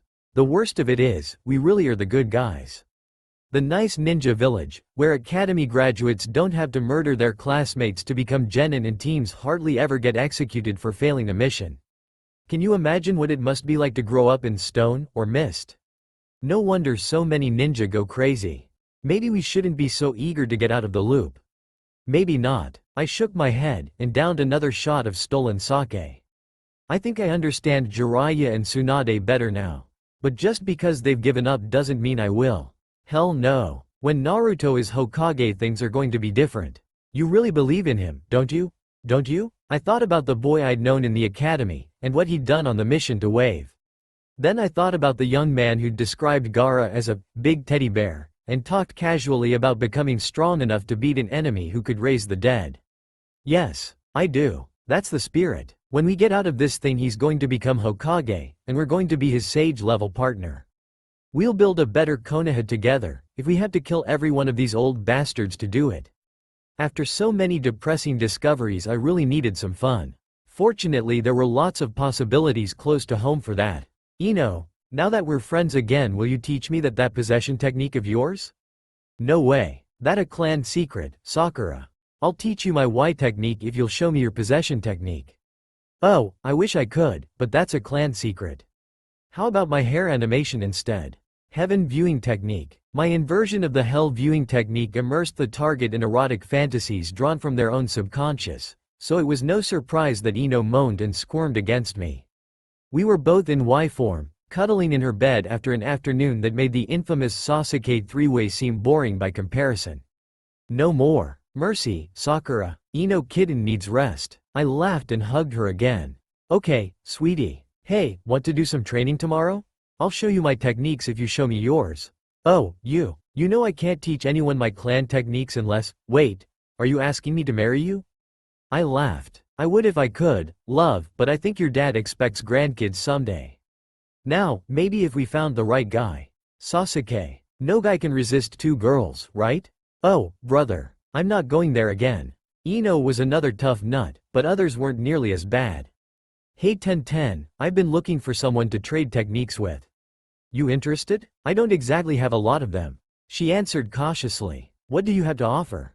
Your throwing art counts as far as I'm concerned, and I know you make your own storage seals. I can show you invisibility art and all 3 Mirage variants in trade. That would let you cloak traps and thrown weapons with illusions, mix illusionary weapons in with your real ones, and make enemies burn dispels to figure out where you are unless they've just got incredible senses. Wow, I had no idea you were a genjutsu mistress. You're on. Hinata, you can see really detailed chakra flows with the Byakugan, right? Would you mind helping me figure out how some of my techniques work? I don't know if I can describe what I see well enough to help. How about if I teach you an illusion technique you can use to show me? She smiled quietly. I'd like that. Anko, what would it take to convince you to teach me some of your H techniques? The busty assassin lowered her dango and eyed me suspiciously. Aren't you a little young for that, kid? Where'd you hear about that anyway? I'm an infiltration specialist. Who do you think I practice on? As for the age thing, why technique? I posed, and nearly fell out of my top as it stretched to contain my new assets. Oops. See why I need training? I've got some neat genjutsu I can trade if it makes a difference. She snickered. Cute. There's more to infiltration than having boobs, kid, and enemy ninja aren't like the boys at the academy. But I'll give you a shot. Give me your best, come on. If you can get me in the mood in 5 minutes, I'll take you home and give you a few pointers." She leaned back in her chair and reached for a dango stick, obviously expecting me to be too chicken to make a pass at another woman in the middle of a crowded restaurant. "No problem, Anko-sensei." Heaven viewing technique. She choked and dropped the dango as I slid into her lap, her senses filled with erotic images conjured by her own mind. I put one hand on her chest and continued my assault. Why victim technique? She lost a few years of age, and I could practically feel her control melting away. Is that good enough, or should I keep going until my time runs out? I whispered in her ear. She dispelled my illusion with a one-handed seal, and body flickered us both to a nearby roof. Then she pinned both my hands over my head with one of hers, and leaned over me as her other hand slipped under my top. She held me down easily despite my frantic squirming, and the sudden hammering of my heart drowned out everything as she leaned in close enough to kiss me. Ecstatic immolation. Searing pleasure burned through every nerve in my body, and I shrieked in ecstasy as I lost all awareness of my surroundings. The next loop I somehow found myself lingering outside that dango place again, blushing at nothing and muttering to myself. "What are you waiting for? Get in there and get us a teacher already." "But I'm not like that," I protested. And she made me. Yeah, she's a kinky pervert who enjoys blowing our minds, and you're shocked that you actually liked it. Get over it. Look, if it helps, just remember that no one will ever know unless we tell them." "Well, yes, but what if I end up like her? Kinkiness isn't a disease, dummy. Just don't use why victim technique on her, and she won't go nuts with the chains and clamps and stuff this time. Remember how she apologized when it wore off?" "Yeah, I know. Then what are you waiting for? Learn her techniques and you'll be able to blow Sasuke's mind anytime you want. Or Ino, or the real Naruto, or anyone else you decide you want."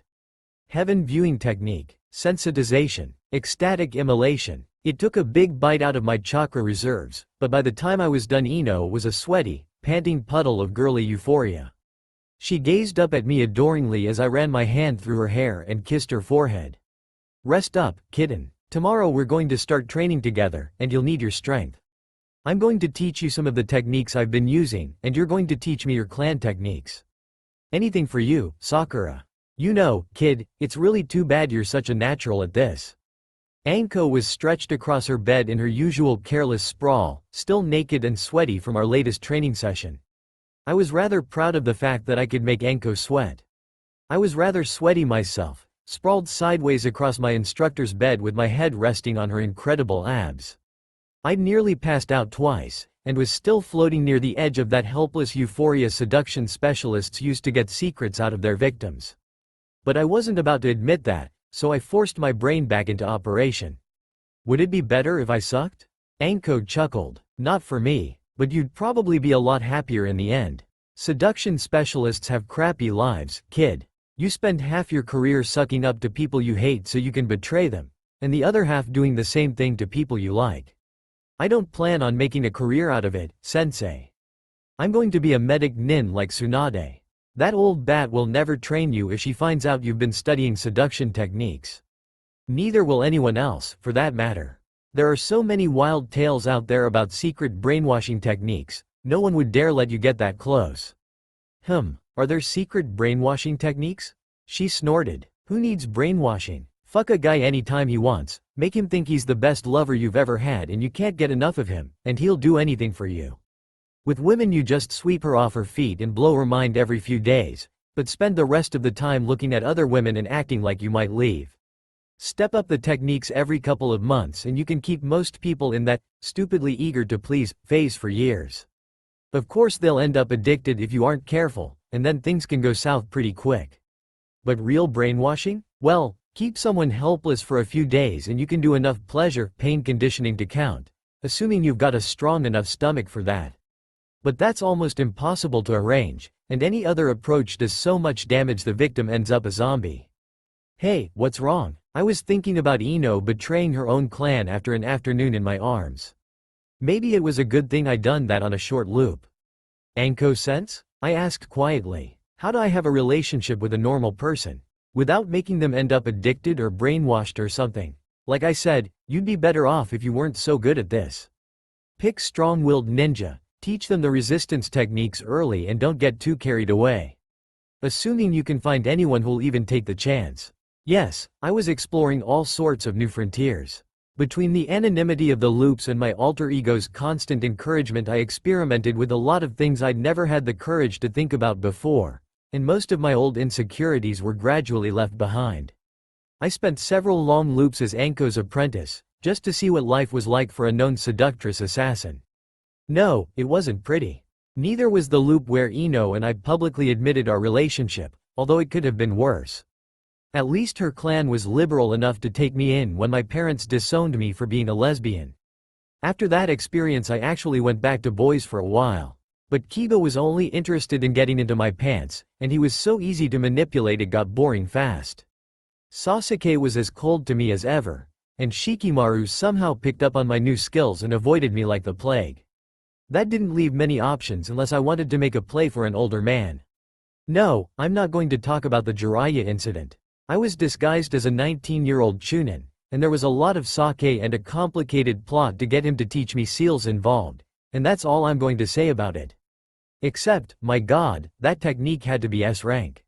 One minute I was artfully wrapping him around my finger, and the next I was eagerly helping him take my panties off. Not only did I never even get a chance to resist, I was actually happy that he'd turned the tables on me. But that's all I'm going to say about it. If Naruto ever asks why I'm so respectful towards the old goat, I'll just have to make up an excuse. I was finally reaching the limits of what I could con Tsunade into teaching me when a hope I'd nurtured for years now finally materialized. It was the start of the loop, just after the written exam in fact, and I'd been going through the motions on autopilot while working on other things. I decided to spend a few loops doing jutsu research, and I was trying to decide which of my long list of ideas I'd work on first. But instead of heading off to train on his own like he usually did, Sasuke hung back while the room emptied, and came over to my desk. Sakura. I looked up into a pair of Sharingan eyes. Not the two Tomo Sharingan he'd gained before the loop, but the black pinwheel of the Mangekyo Sharingan. The room was gone. I was naked, tied to a rough wooden cross in a barren field with the crimson moon overhead. What the hell? Oh, shit. I'd read about this technique in the Anbu archives. Sasuke, wait, I'm in the loop too. I called frantically. If you do this, I'll remember it. I'm counting on it. He materialized right behind me, and whispered his reply into my ear. I would have flinched, but I discovered to my horror that I couldn't move. Sasuke, I know I must have been kind of an annoying fangirl when we were kids, but isn't this a little much? I'm sorry, okay? I'll even tell you how to make her stop. Shut up, Sakura. I've listened to your useless babble for too many years. I've been waiting for this ever since I met the real Naruto, and you aren't going to talk me out of it. Then he hurt me. Intellectually I knew it wasn't real.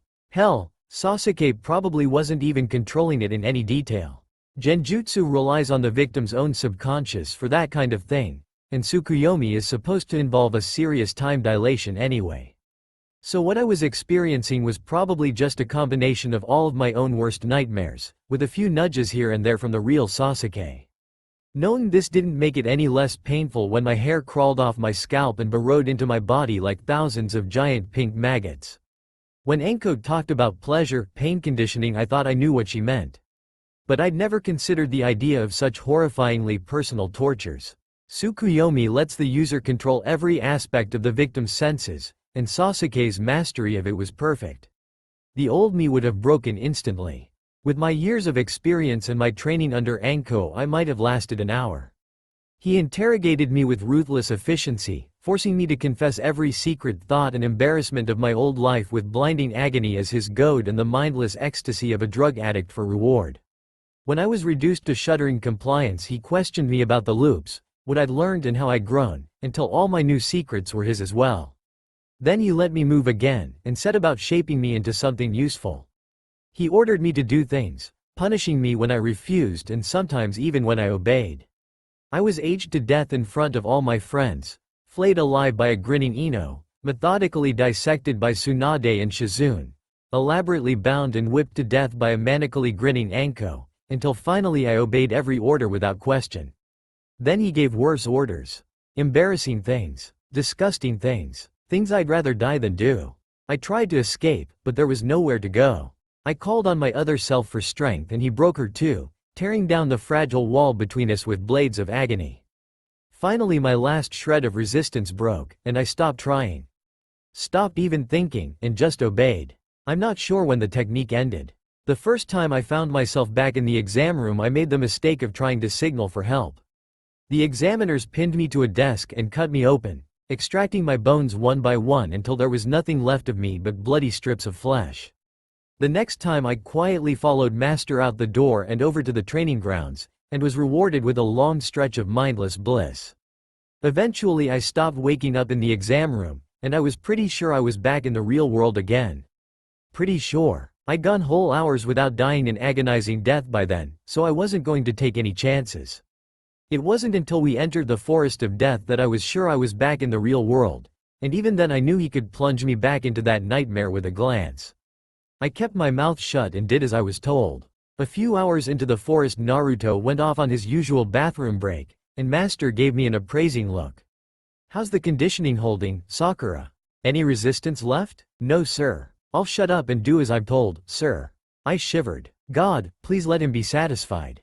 I met his gaze as he'd ordered me to, and he held my eye for a long moment. "Good. You're still lazy and useless, but by the end of this loop you won't be. I'll teach you to work hard, and you'll spend the loops until we meet again training to help me kill that man." He looked away, and something deep inside me cringed. He was going to do it to me again? Over and over for a month? There'd be nothing left of me. I realized in horror that this was one thing the loops wouldn't fix.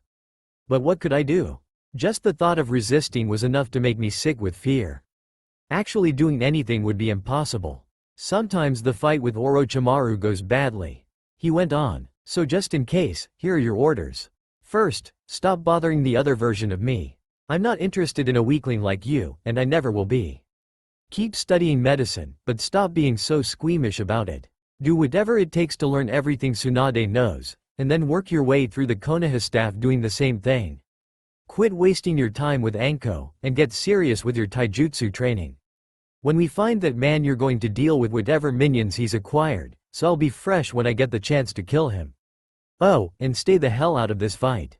Orochimaru is tricky enough without you wandering around in the way. Yes, sir. I spotted a flash of orange approaching through the trees, and wondered why the other member of Team 7 was still his usual exuberant self. What about Naruto? If Sasuke did this to me, why not him too? Fuck Naruto. Yes, sir, master asshole sir. Every chance I get. The rebellious voice was barely a whisper. I started, and opened my mouth to tell master it was still there. But he was already turning to go, and hadn't noticed my reaction. It was Anko's training that made the difference. If I didn't tell I'd be punished when he found out. If I did I'd be retrained, which was worse punishment mixed with rewards. But the mindless euphoria of Master's rewards was far less addicting than the sensual pleasures Anko had introduced me to, and I'd been training to resist even those. With an effort that made me break out in a cold sweat I held my silence. Half an hour later Orochimaru found us. He ignored me just as he usually did, so staying out of the fight was easy enough. Sasuke fought him with cool precision, wielding fire and lighting against the Sannin snakes and trickery. I wondered why he didn't use the Mangekyo Sharingan to win the fight. Guess even that wouldn't work on the amazing snake ninja. Naruto was blundering around with his usual clumsy enthusiasm, and about to get smashed through a tree by a giant snake for his trouble. It still amazes me how much punishment that boy can survive. I'd be a bloody smear after a hit like that. Wait, I hadn't actually been ordered to stay alive, had I? I cringed. No, I knew what Master wanted me to do. If I pissed him off he'd punish me again, even worse than before. God only knows what he'd come up with after fuming about it for a few hundred loops. Would you rather be his slave? I swallowed heavily. Naruto was 30 feet away, standing in front of a massive tree and bracing to meet the giant snake's charge. An easy target for a substitution technique. Then I was the one in front of the snake, and Naruto was perched safely on a higher branch. I had a split second to see the surprise in his eyes before I was flattened against unyielding wood. So long, legendary sucker. Come back when you've got more money. So, we're broke again. I suppose that means we're back to sleeping in a field? Shizune commented. I'll pay for rooms, I said softly as I faded out of the shadows. I'll pay for rooms and drinks and gambling if you want. Whatever it takes. Just tell me that you know a way to treat brainwashing, Tsunade-sama. I must have been an odd sight, in my natural form with all my hair shaved off. The slug Sandin eyed me curiously. That's not easy, kid. What kind? Pleasure, pain conditioning inflicted with the Tsukuyomi technique. That's several subjective days of complete control over the victim's senses. Although Ichi was a lot better with the punishment than the rewards. She whistled. Those damned Uchiha and their super eyes. I'm surprised you're even asking about this. Most villages would just dispose of the victim. I closed my eyes, fighting against the desire to run away. I wasn't supposed to be doing this. Master would make me tell him about it, and then he'd punish me. Unfortunately, suicide is not an option. I whispered. Dead silence. After a long moment I felt Tsunade's hand on my chin, tilting my face up. I met her gaze as calmly as I could, considering the fear of being retrained was so strong I was starting to tremble. Let me get this straight. Itachi brainwashed you with his Mangekyo Sharingan, but you somehow managed to break free enough to come to me for help? I shook my head. Not Itachi. Younger, careless. Be quiet, don't make trouble, do as I'm told. Do whatever it takes to get more medical training. Please, Tsunade-sama, teach me how to undo brainwashing. I was losing it, but I tried to explain as best I could. Damn, you must have been one hell of a kunoichi, kid. Yeah, I'll see what I can do. Unfortunately, even her best methods were painfully slow. Block the victim's memory of the event, bring one tiny bit to the surface and deal with it, then on to the next bit. Pick one tiny disobedience and repeat it until the fear is gone. Then pick a slightly larger one and start again. I learned her memory suppression techniques easily enough, but even after a full loop I wasn't much recovered. It would take years to get anywhere like that, and without the excuse of training I didn't think I could bring myself to ask her for help again. I spent a short loop crying myself to sleep every night and trying to think of another option that wasn't completely insane. Meanwhile I trained 12 hours a day, avoided Sasuke while slavishly obeying any order he happened to give, and tried to convince Naruto to sleep with me. It was embarrassing the first few times, but it was also funny. I suppose in a way it was poetic justice. He'd chased me futilely for so long, and now our positions were reversed. The hospital was a bust. I couldn't approach Anko. Jiraiya was no help. I was desperate enough to consider Orochimaru at this point, but if he had techniques that could help he'd just brainwash me himself. What did that leave? The Hokage monument had somehow become my retreat for serious thinking, and I sat atop one of the great stone heads for long hours one afternoon. Once again, it seemed, I found a problem no one could help me with. Can I really do this myself?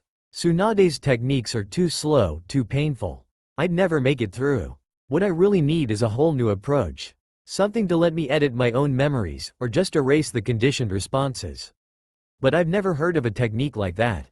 So invented. I considered the idea. It was a challenge, yes, but not inconceivable. I could see a dozen ways to approach the problem, and I hadn't been ordered not to. But Master wouldn't like it. If we succeed, he'll never be able to punish us again. Even if he catches us again somehow, I bet even being under the Tsukuyomi can't stop us from using a suicide technique. That was a thought to put steel in my spine. You're right, every great ninja invents their own best techniques. It's time for me to start doing the same. But how am I going to do research? I'm bound to make mistakes in the beginning, but if I make a big one on myself it's all over. Not to mention it's a lot easier to use delicate techniques on someone else. But even in the loop, using other people as experimental subjects is going too far. A half-crazy girl with no friends acting like a psychotic monster while she makes plans to hack her own brain is not a recipe for a happy ending. That was a tough one. The slightest mistake with a memory editing jutsu could lobotomize the target, and even a success could have all sorts of side effects. I might be able to bring myself to experiment like that on an enemy, but I don't have any enemies I could actually capture. A volunteer might be bearable, but no one would volunteer to get their brain turned to mush. My brooding was interrupted by a familiar voice. Hey, Sakura, I didn't know you came up here too. Naruto? I squelched the usual urge to jump him, not wanting to drive him off. Then another idea occurred to me. I tried to tell plenty of other people at one time or another, but never him. I'm glad you're here, Naruto. I said quietly. Can I talk to you for a while? I'm in trouble, really big trouble, and I can't figure out what to do about it. He sat down beside me and took my hand. Sakura, you know I'd do anything for you. How can I help? I don't know if you can, but I'm running out of ideas. Look, this is a really crazy story, but please believe me. I'm not joking, and I'm not trying to trick you or set you up for something. This is serious. I took a deep breath and tried to gather my thoughts. Best to start at the beginning. I'm stuck in well, I guess you'd call it a loop in time, that runs from the start of the Chunin exam until the end. I wake up on June 1st, take the written test, do the Forest of Death, spend a month training, then go on to the arena match. Once that ends, I wake up back on June 1st and do it all again, over and over again. Everything happens exactly the same way every time, unless I do something different. By this point, everyone else I'd ever talked to about the loops had decided I was insane. Naruto looked me in the eyes and said, "I believe you, Sakura." I had to stop to blink back the tears. Thank you. No one else ever has. Well, I've got some ideas on how to break the loop, but that isn't my problem. You see, when the loop resets, my body goes back to the way it was before, but I remember everything that happened. So I can learn things, even new techniques, but I can also be brainwashed. I choked on the last word. It doesn't matter who did it or how, so don't ask. The important thing is that no one can fix it. I've tried everyone I can think of. The medics at the hospital, the Hokage, Jiraiya, Tsunade. No one has a technique that can reverse it. I think the only people who would are the kind of guys that would brainwash me themselves if they got the chance. There's got to be something we can do, Sakura. Well, I might be able to research my own cure. I've been studying under Tsunade for years, and I think I can see how to do it. But I'd have to test it on someone, and that kind of jutsu will scramble your brain if it isn't absolutely perfect. That's okay, Sakura. You can test it on me. What? Naruto, I can't do that. You're my friend, my teammate. What if I screw it up? But I'll be fine when this loop thing resets, right? Besides, you know how tough I am.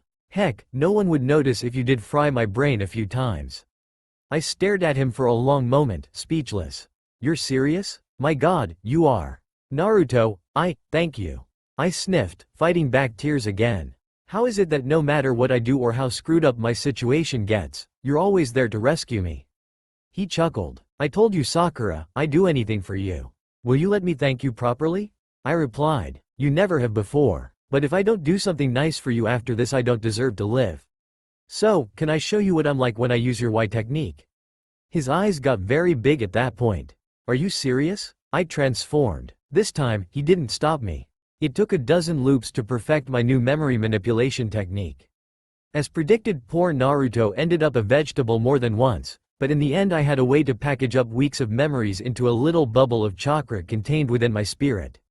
Bundling up all my memories of those terrible days in Sasuke's little private hell didn't completely erase the conditioned responses, but it helped a lot.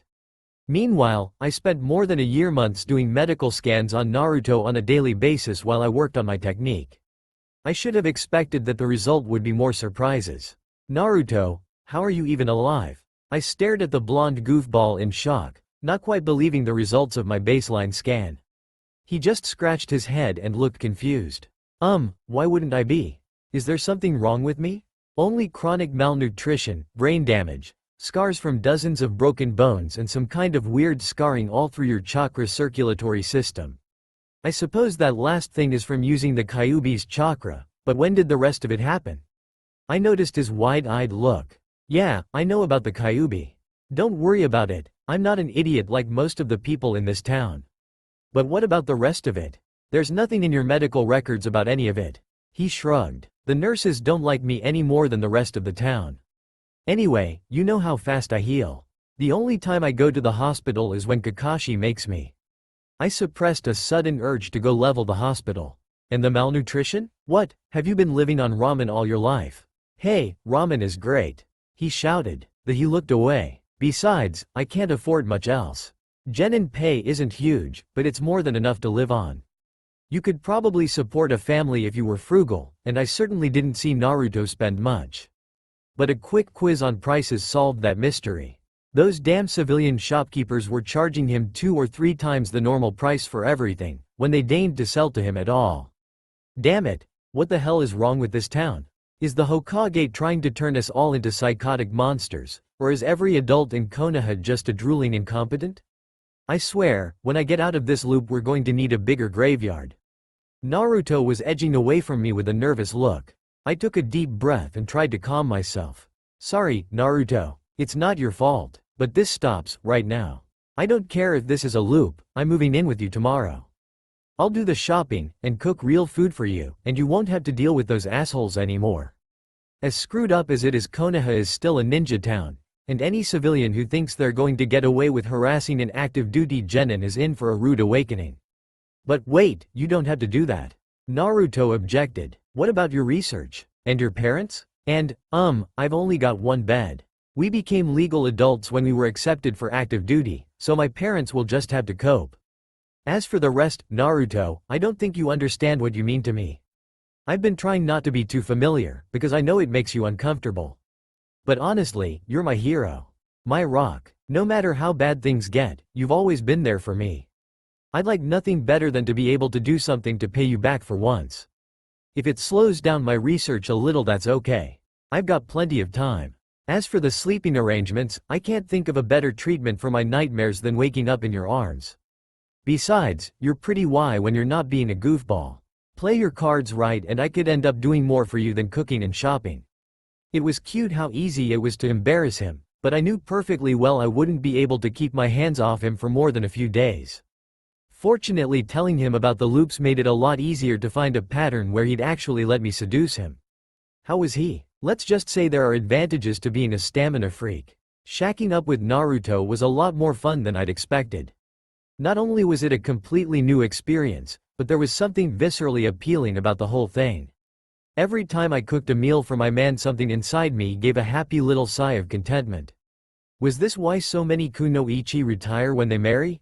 Of course, Naruto could be pretty damned annoying too. He was a total slob, with no idea how to do even basic household chores, and he adamantly refused to wear anything but that stupid orange jumpsuit of his. I was tempted to burn it, but I couldn't bring myself to do something I knew would upset him that much. Still, it made me curious what life would be like with his older self. The real Naruto had been so strong, so confident, so, well, not mature exactly, but a lot less annoying and a lot more fun. Maybe when the loops were over. Oh, get real. We'd be bored stiff in a couple of months. Hey, I'm not talking about retiring here.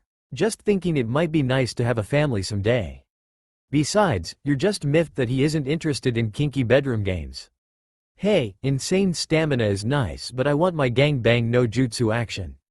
Besides, I'm getting tired of having to teach him how to do everything over and over. Does that mean you're ready to stop seducing him? Hell, no. It took another dozen resets to pin down the reflex system that held the conditioning Sasuke had inflicted on me, and figure out how to erase things from it. After that, dealing with the memories wasn't so hard, and as an added bonus I found that I could catalog and erase other ingrained habits with the same technique.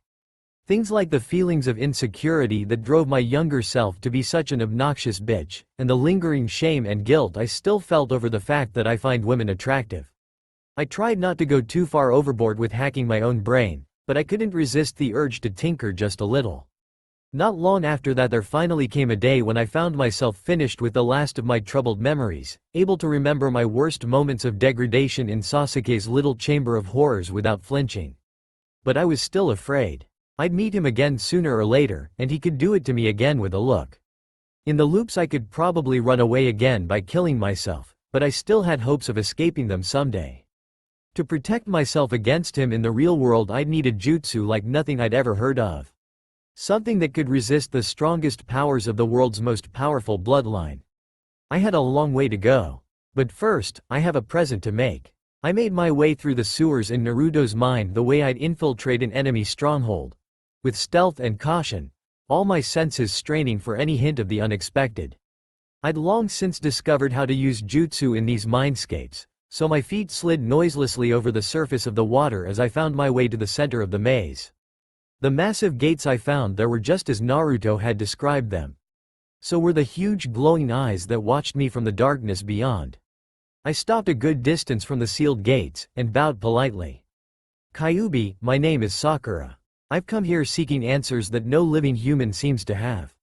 I'm willing to bargain, if there is anything meaningful I can offer you. Will you speak with me? There was a sound like an avalanche rumbling down an uneven slope, and after a moment I realized the great beast was chuckling. Why not? This prison grows boring after so many decades of monotony. Ask your questions, little monkey girl. Decades? I asked. But no, the explanation was obvious. Oh, you're aware of the loops. All of them, not just the ones I'm in. I contemplated what it would be like to spend centuries in this cave, with only the dimmest awareness of what was happening in the world outside, and shuddered. Ouch. Good thing your mind isn't as fragile as a human's. Do you know how to end it? Not with any power you could wield. Eventually it will run down enough that the brat can break it, but that will take thousands of cycles. I briefly contemplated the amount of power it would take to affect time on the scale of the loop, and decided the Kyuubi was right. If we ever came up with a technique to break free, Naruto would probably be the only one with the raw power to actually perform it. I was afraid of that. Well, on to my real question then. I'm looking for a way to counter the Sharingan's power to control mindscapes like this one. The next time one of those Uchina bastards tries to mind rape me, I want to be able to turn the tables on him. Or at least escape so I can kill him in the real world. Do you know of a way to do that? The Kyuubi growled and lashed his fiery tails in frustration, sending a huge wave of boiling water rushing across the cave. I managed to grab the edge of the wave with my chakra and vault over the top instead of being washed away, but it still scalded my hands. Hey, what the hell was that for? I shouted. Impertinent child, do you think I would be here if I had a counter for those cursed eyes? The great beast roared back at me. What are talking about? What does Sharingan mind control have to do with your attack on Konoha? But again, once I'd asked the question, the answer was obvious. Oh my god, you too? The Kyuubi gave me a sharp look and calmed himself. No. The minds of elder beings cannot be molded or compelled the way lesser creatures can. But our senses can be deceived. Great. So Konoha has yet another hidden enemy. I'm starting to think I should just level the place and start over. Rebuild on a different site. The stink of arrogant self-righteousness will linger about the current one for millennia. But you interest me more than those ants, Kit. How is it that you stand before me as a warrior seeking arms, when your little mind should be a twisted wreck? Who are you to shout back into the teeth of my anger, when most of your kind would die of sheer terror? I realized with a start that he was right. The killing intent that still filled the chamber made Orochimaru's aura seem weak by comparison, but I'd hardly noticed it. I don't know, I answered. I know that there's something odd about my mind, something I can barely even put into words. Before the loops I was afraid to even acknowledge it. It's like there are two of me. Not separate personalities, but two aspects of the same me. The Uchiha that tried to enslave me thought he'd broken us both, but my other self slipped free somehow. That and his carelessness gave me the chance to get away, and I've spent the time since then putting myself back together. I'm not sure, but I think your other question has the same answer. I've never been affected much by killing intent, even when I'm hopelessly outmatched. Because my other self can't be cowed by anything. Does any of this make sense to you? The Kyuubi laid down with his head on his great paws, and gazed at me intently. Come closer, Kit, and let me see you. I stepped gingerly to the edge of the cage, watching the great beast closely for sudden moves and being careful to ensure that no part of me crossed the plane of the bars. Even if what he'd told me was true, he might still make a snack of me if I gave him the chance. I see, he rumbled thoughtfully. One soul, two aspects. Healer and warrior, controlled thinker and wild temptress. But no family scent or mark, so it isn't a recent crossbreeding. Tell me, Kit, do you know where bloodlines come from? I considered the question. Well, a few of them were created recently through unscrupulous medical experiments, or by modifying older lines. But most of the major bloodlines are supposed to be a result of interbreeding with supernatural beings. The older bloodline clans claim to trace their ancestry all the way back to the Chaos Era, when kami and demons roamed the earth at will. Some medics think that's why ninja have such a high rate of spontaneous mutation as well. There are all sorts of strange recessive genes floating around in the gene pools of the ninja villages, and sometimes a combination comes together that actually does something obvious. Is that where you're going with this?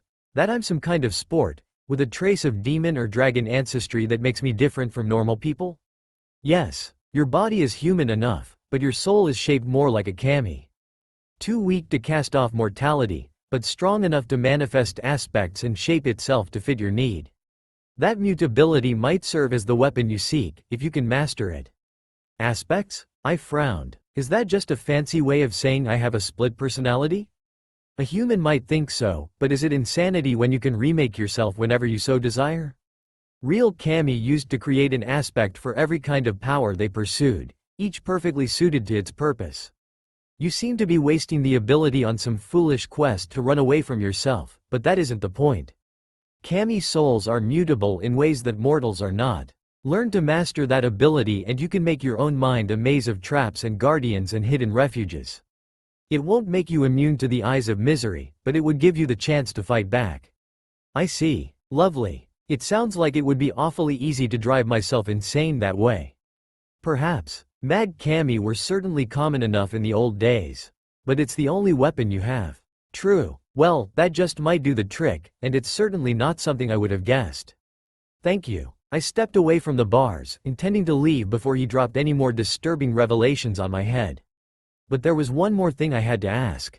You told me all that without demanding payment. Why? You can repay the favor when we reach the end of the braid, and time runs smooth again. The idea of repaying him outside the loops, when it would actually matter, didn't exactly fill my heart with joy. But somehow it felt fair, balanced. The bit of knowledge he'd given me could end up saving my life, and more. Agreed, I replied reluctantly. A strange sense of finality settled around me at that, as if there were more to the exchange than empty words. He chuckled again. Kami indeed. Grow strong, little goatling. This time I swallowed my questions, and left. Alright Ino, hit me again. There was a distinct shortage of friendly Sharingan users in Konoha to train against, so I made do with what I had. Ino's possession technique was a much weaker attack, but you had to start somewhere. My first few ideas for defeating the technique hadn't worked, but this time I had a better approach. Instead of trying to block or resist the attack, I opened myself to it, dropping smoothly into my own mindscape instead of letting the battering ram of chakra bludgeon me unconscious. I found myself in a forest clearing, facing a girl who looked just like my Y form. That's progress, I said with a smile. You're me, right? You betcha, she replied with a feral grin. Now you're gonna sneak back out and kick her butt, right?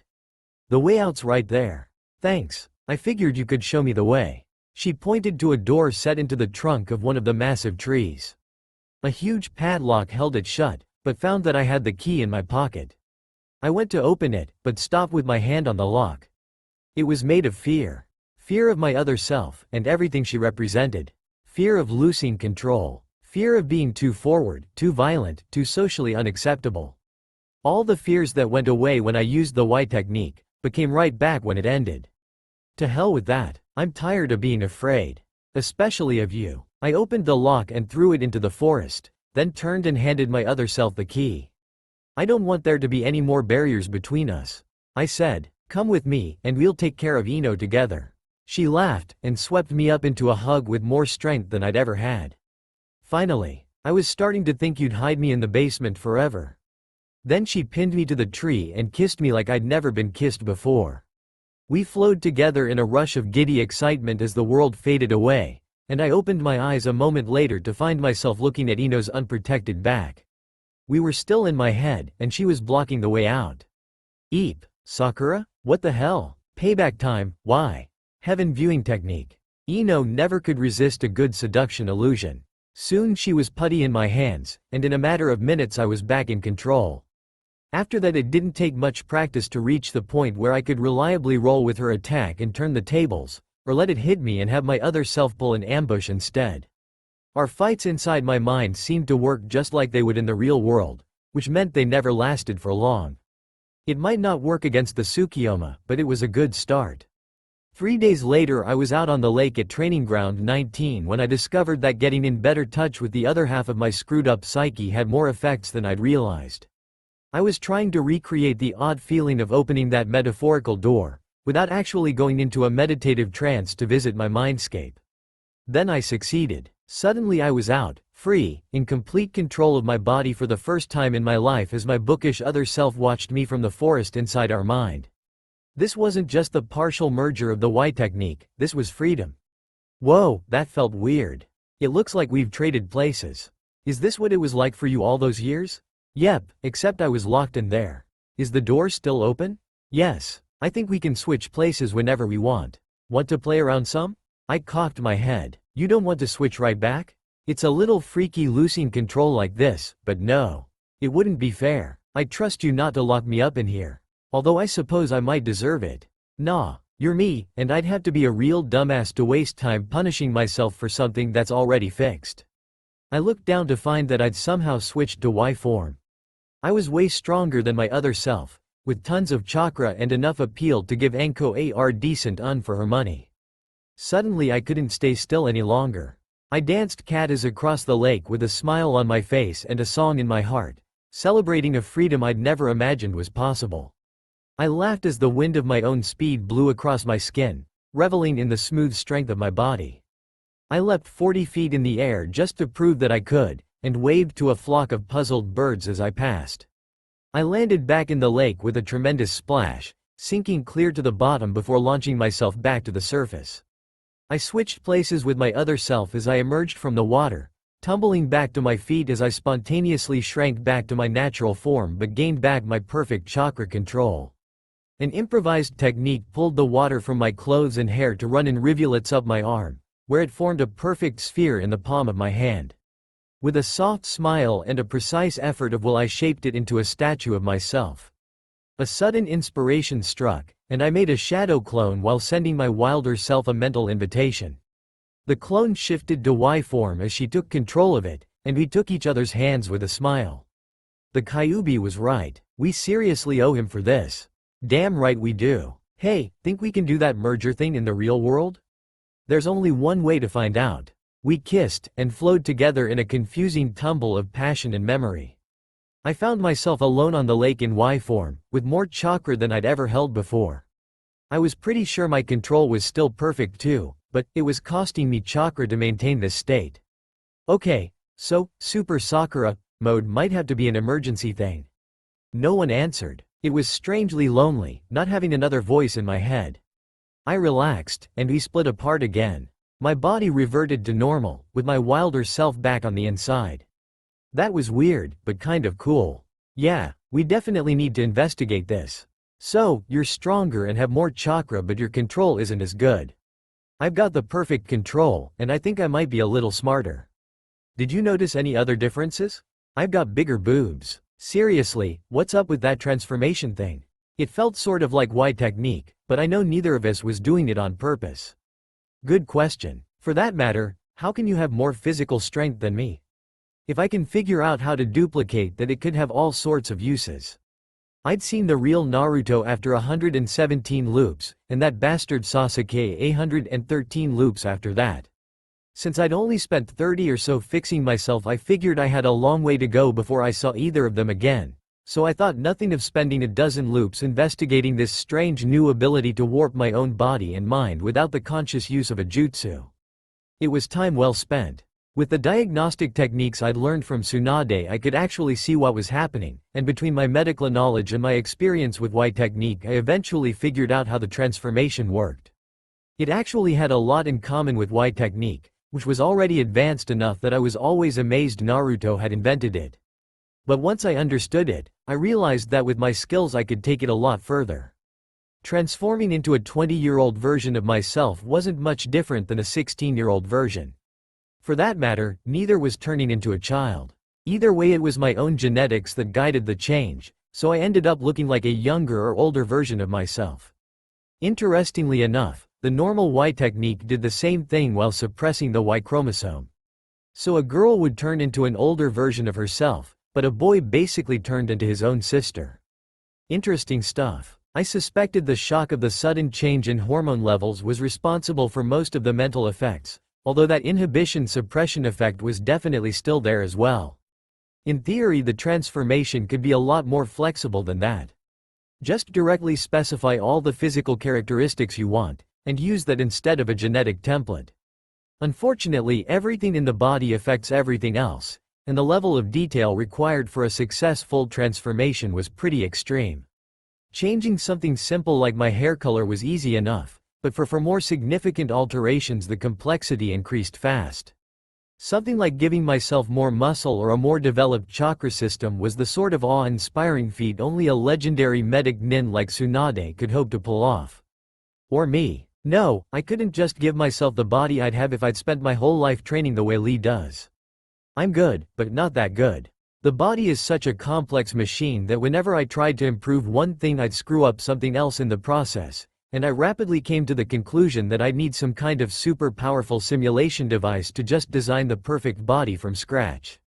But I did figure out how to shape myself just a little bit at the end of a day's training, so I could get all the benefit immediately instead of waiting for my body to heal and adapt normally. And when the loop ended, I could memorize the body I was wearing and restore it after the restart. That was the point where I decided it was time to start training again. 3 loops with Ebisu and I could finally match Naruto's physical strength. 3 more and the special Junin started giving me odd looks and muttering about how unreliable Kakashi's evaluations were. I got a giggle out of that the first time I heard it, but that seemed like a good cue to look for better teachers. Guy-sensei, I was really impressed to see Lee's performance in the pre-finals. How did he get so good? Ah, Sakura, my student is a genius of hard work. But I see that you want details, and my hip rival would never approve. Wow, Lee, it was really impressive how you took down Sasuke in the pre-finals. But with Neji in the hospital, I bet you need a sparring partner. Would you like to train together? Sakura, I'd love to. But what if we end up fighting each other in the finals? Don't be silly, Lee. I'm up against Gaara in the first round, and there's no way I'm going to beat him. I just want to put up the best fight I can to impress the judges. But you've got to deal with that sound girl, so I bet some practice against another Kunoichi melee type would be good training for you. Good idea, Sakura. Together we'll fan the flames of our youth into a raging inferno. Ah, yeah, something like that. Guy and Lee are pretty nutty, but they're masters of physical training. It took Guy all of 3 days to notice how fast I was improving and ask about it. Fortunately, I had a cover story. It's a set of secret medical techniques Tsunade-sama developed, sir. It speeds up the healing process in my muscles, so I can get the full benefit of a day's training overnight instead of waiting 3 or 4 days for the micro tears caused by exercise to heal normally. It takes perfect chakra control and good basic medical skills, but I can do it safely for a few weeks before I have to take a break to let the rest of my body catch up. What an interesting technique. Very well, Sakura, but be careful not to let your eagerness for training overcome your good sense. Yes, contrary to popular belief, Guy often manages to get out 2 or 3 whole sentences without mentioning the fires of youth. With the ability to do physical training across multiple loops, I figured taijutsu was my best bet for taking on the real Sasuke, so I threw myself into a new round of training. I could only take so much of Guy and Lee, but Konoha has lots of taijutsu experts and the training principles Guy followed really weren't that complicated. When I got tired of the youthful duo, I'd switch to Ebisu, or Jiraiya, or even Anko. Training with Anko was always guaranteed to be interesting. But I'd been looping for a long time now, and even the month before the tournament was getting pretty damn stale. It was always training, research and back to more training, with the same old people doing the same old things. I really missed the loops where I'd gotten together with Naruto, but I was afraid if I started repeating that pattern even he would eventually get boring. I can't actually bring someone else into the loop, I said to myself one evening, but I could carry their memories with me and restore them each time. I'm not sure what my limit on that would be, but I think it's at least a few years worth. Maybe I should give it a try.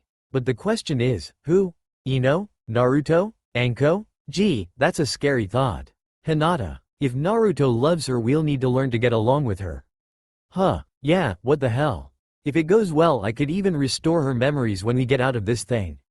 Hinata was already in the hospital on that loop, having been beaten within an inch of her life by Neji. But I didn't feel like waiting, so I dropped by her room to talk to her. She didn't seem very happy to see me at first, but that changed after I healed her. Or rather, transformed her into an uninjured Hinata.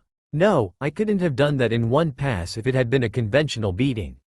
But Jukin attacks damage only a tiny amount of tissue, relying on precision targeting of vital spots for most of their effect. Beaten as she was, Hinata hardly had more tissue damage than a good knife wound would inflict, and that was well within my limits. Sakura, you healed me. How? Why? She sat up in bed, looking down at herself in amazement. It's a long story, Hinata, and I won't be able to tell you most of it for a month or so. For now, let's just say that I'm not what I seem to be and I've got my reasons for wanting to help you and Naruto out. And Naruto? She blushed and looked away. I rolled my eyes. Come on Hinata, you're never going to catch his eye if you can't get over this shyness. Why don't we get you something white to wear, and you can join us for training today. Jiraiya won't mind, and I'd love to see the goofball's face the first time he sees you in something that doesn't hide your figure. Hinata's blush intensified. Why are you doing this? I know he likes you. There was only one thing I could say to that. I don't mind sharing. The funny thing was, I really didn't. I didn't intend to get romantic with the non-looped version Naruto anytime soon, and Hinata seemed far too shy to get beyond blushing and holding hands in a single loop. But they really were good for each other, with Naruto's boisterous cheer bringing the shy girl out of her shell while her quiet admiration slowly healed his insecurities. It took me a few days to coax Hinata into trying something a little more daring in the wardrobe department, but Naruto's expression the first time she showed up for training without that bulky coat was worth all the trouble. She was still wearing baggy pants and a loose shirt, but it wasn't enough to hide her figure. Damn if that girl didn't have more up top at 13 than even my Y form. Whoa, Hinata, you're really cute. Hinata blushed and looked away. Why you think so, and Naruto? I snuck up behind her and wrapped my arms around her waist. Damn right he does. Naruto, get your butt over here and kiss this Y girl. Hinata's blush went nuclear, and Naruto went into a stammering fit. But he also came within arm's reach, so I grabbed a handful of his shirt and pulled him in to make a nice little Hinata sandwich. Naruto, even you should know by now that she likes you. Don't keep a lady waiting. Hinata's heart was hammering so fast I had to use a medical jutsu to keep her from fainting. Naruto stared at me for a second before he finally realized I was serious. Then he looked down to meet Hinata's eyes. They kissed. I was expecting a little peck, but I should have known better than to try predicting Naruto. It was a long, lingering kiss, and Hinata melted against him with a happy sigh. Lucky girl. Lucky guy too, for that matter. I would have left them alone at that point, but Naruto's arms were around both of us and mine were kind of trapped between them. Then they came up for air, and Hinata murmured, "Now it's her turn, Naruto." I blinked in surprise. What? Woo-hoo. Three-way goodies. Gimme a clone to run and let's really show them how it's done. Somehow I managed to control myself enough not to use any of Enko's techniques. Slow down there, girl. We wanted real relationships, remember? If we rush this we'll ruin it. Oh, alright, but you're bringing Naruto into this too. I want my gangbang no jutsu action. There was a lot more kissing and cuddling as the last 2 weeks of that loop played out, but I held fast to my self-control and let things develop slowly. There were things I needed to tell them both before we got too serious, and I suspected I'd need a lot of proof. So we trained and played until the day of the tournament, and went down fighting the invasion yet again. The next day Naruto and Hinata sat with me atop the Hokage monument, looking down at the intact town in amazement. As usual Naruto just accepted my explanation of the time loop. Hinata was more skeptical, but the view and her Byakugan's ability to pierce genjutsu ruled out just about any normal explanation. So, we're in this time loop with you now? Hinata finally asked. I wish, I replied. Unfortunately I can't actually pull people into the loop. When I pulled you out of the fight at the arena to treat your injuries I made a copy of your memories from the last loop, and then I snuck into your room this morning and gave them back to you. Same thing with you, Naruto. Oh, okay. Does that mean we have to take that stupid test again? Naruto was never one to sweat the details. Hinata, on the other hand, knew enough about medical jutsu to have some idea how difficult a feat copying memories would be. She turned to stare at me, her Byakugan still active. Sakura, how long have you been trapped in this loop? I sighed. A long time, Hinata. 278 loops, so far. I didn't think to count days at the beginning, but I think I've lived about 15 years since it started. That's part of why I did this. I'm afraid I might go crazy if I have to spend decades surrounded by people who just repeat the same month over and over. Don't worry, Sakura, you'll always have us. Right, Hinata? Hinata's eyes flicked from me to Naruto and back, and I could practically see the wheels turning. I know I wouldn't like being in a position where someone else had that kind of power over me. Sakura, I understand why you would do this with Naruto. But why am I here? She finally asked. Because there's another Naruto who's stuck in his own time loop, and every once in a while we share a loop together.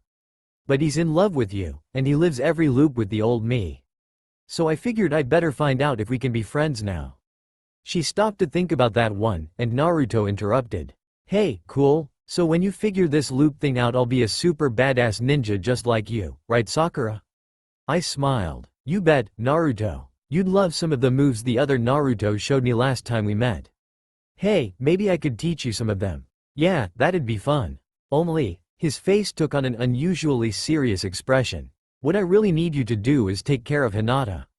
If she's still a genin when we're both super ninja she won't be able to keep up, and that would suck. So, since I can't do it I need you to promise me you'll make sure she's ready when this thing is over. Can you do that? I stared at him. Since when did Naruto of all people think that far ahead? Well, okay, when it comes to people he cares about he can be pretty perceptive sometimes. But wait, was he assuming we'd still be together, as in all three of us? Of course that's what he's hoping for, dummy, he's a guy. You know, little Naruto is hoping for some hot three-way action somewhere down the line. Considering what a sweet little hottie Hinata is I'm all for it, but I've got this sinking suspicion that she's straight. Well, yeah, probably, but still, I looked Hinata's way, and realized from her expression that she was considering the same issue. Hinata, are you okay with this? She gave me a speculative look. Are you? Yeah, I think I am. Partners? Why yes, I think I'd like that. Please take good care of me. That's all for now. If you enjoy then please like, share and do comments.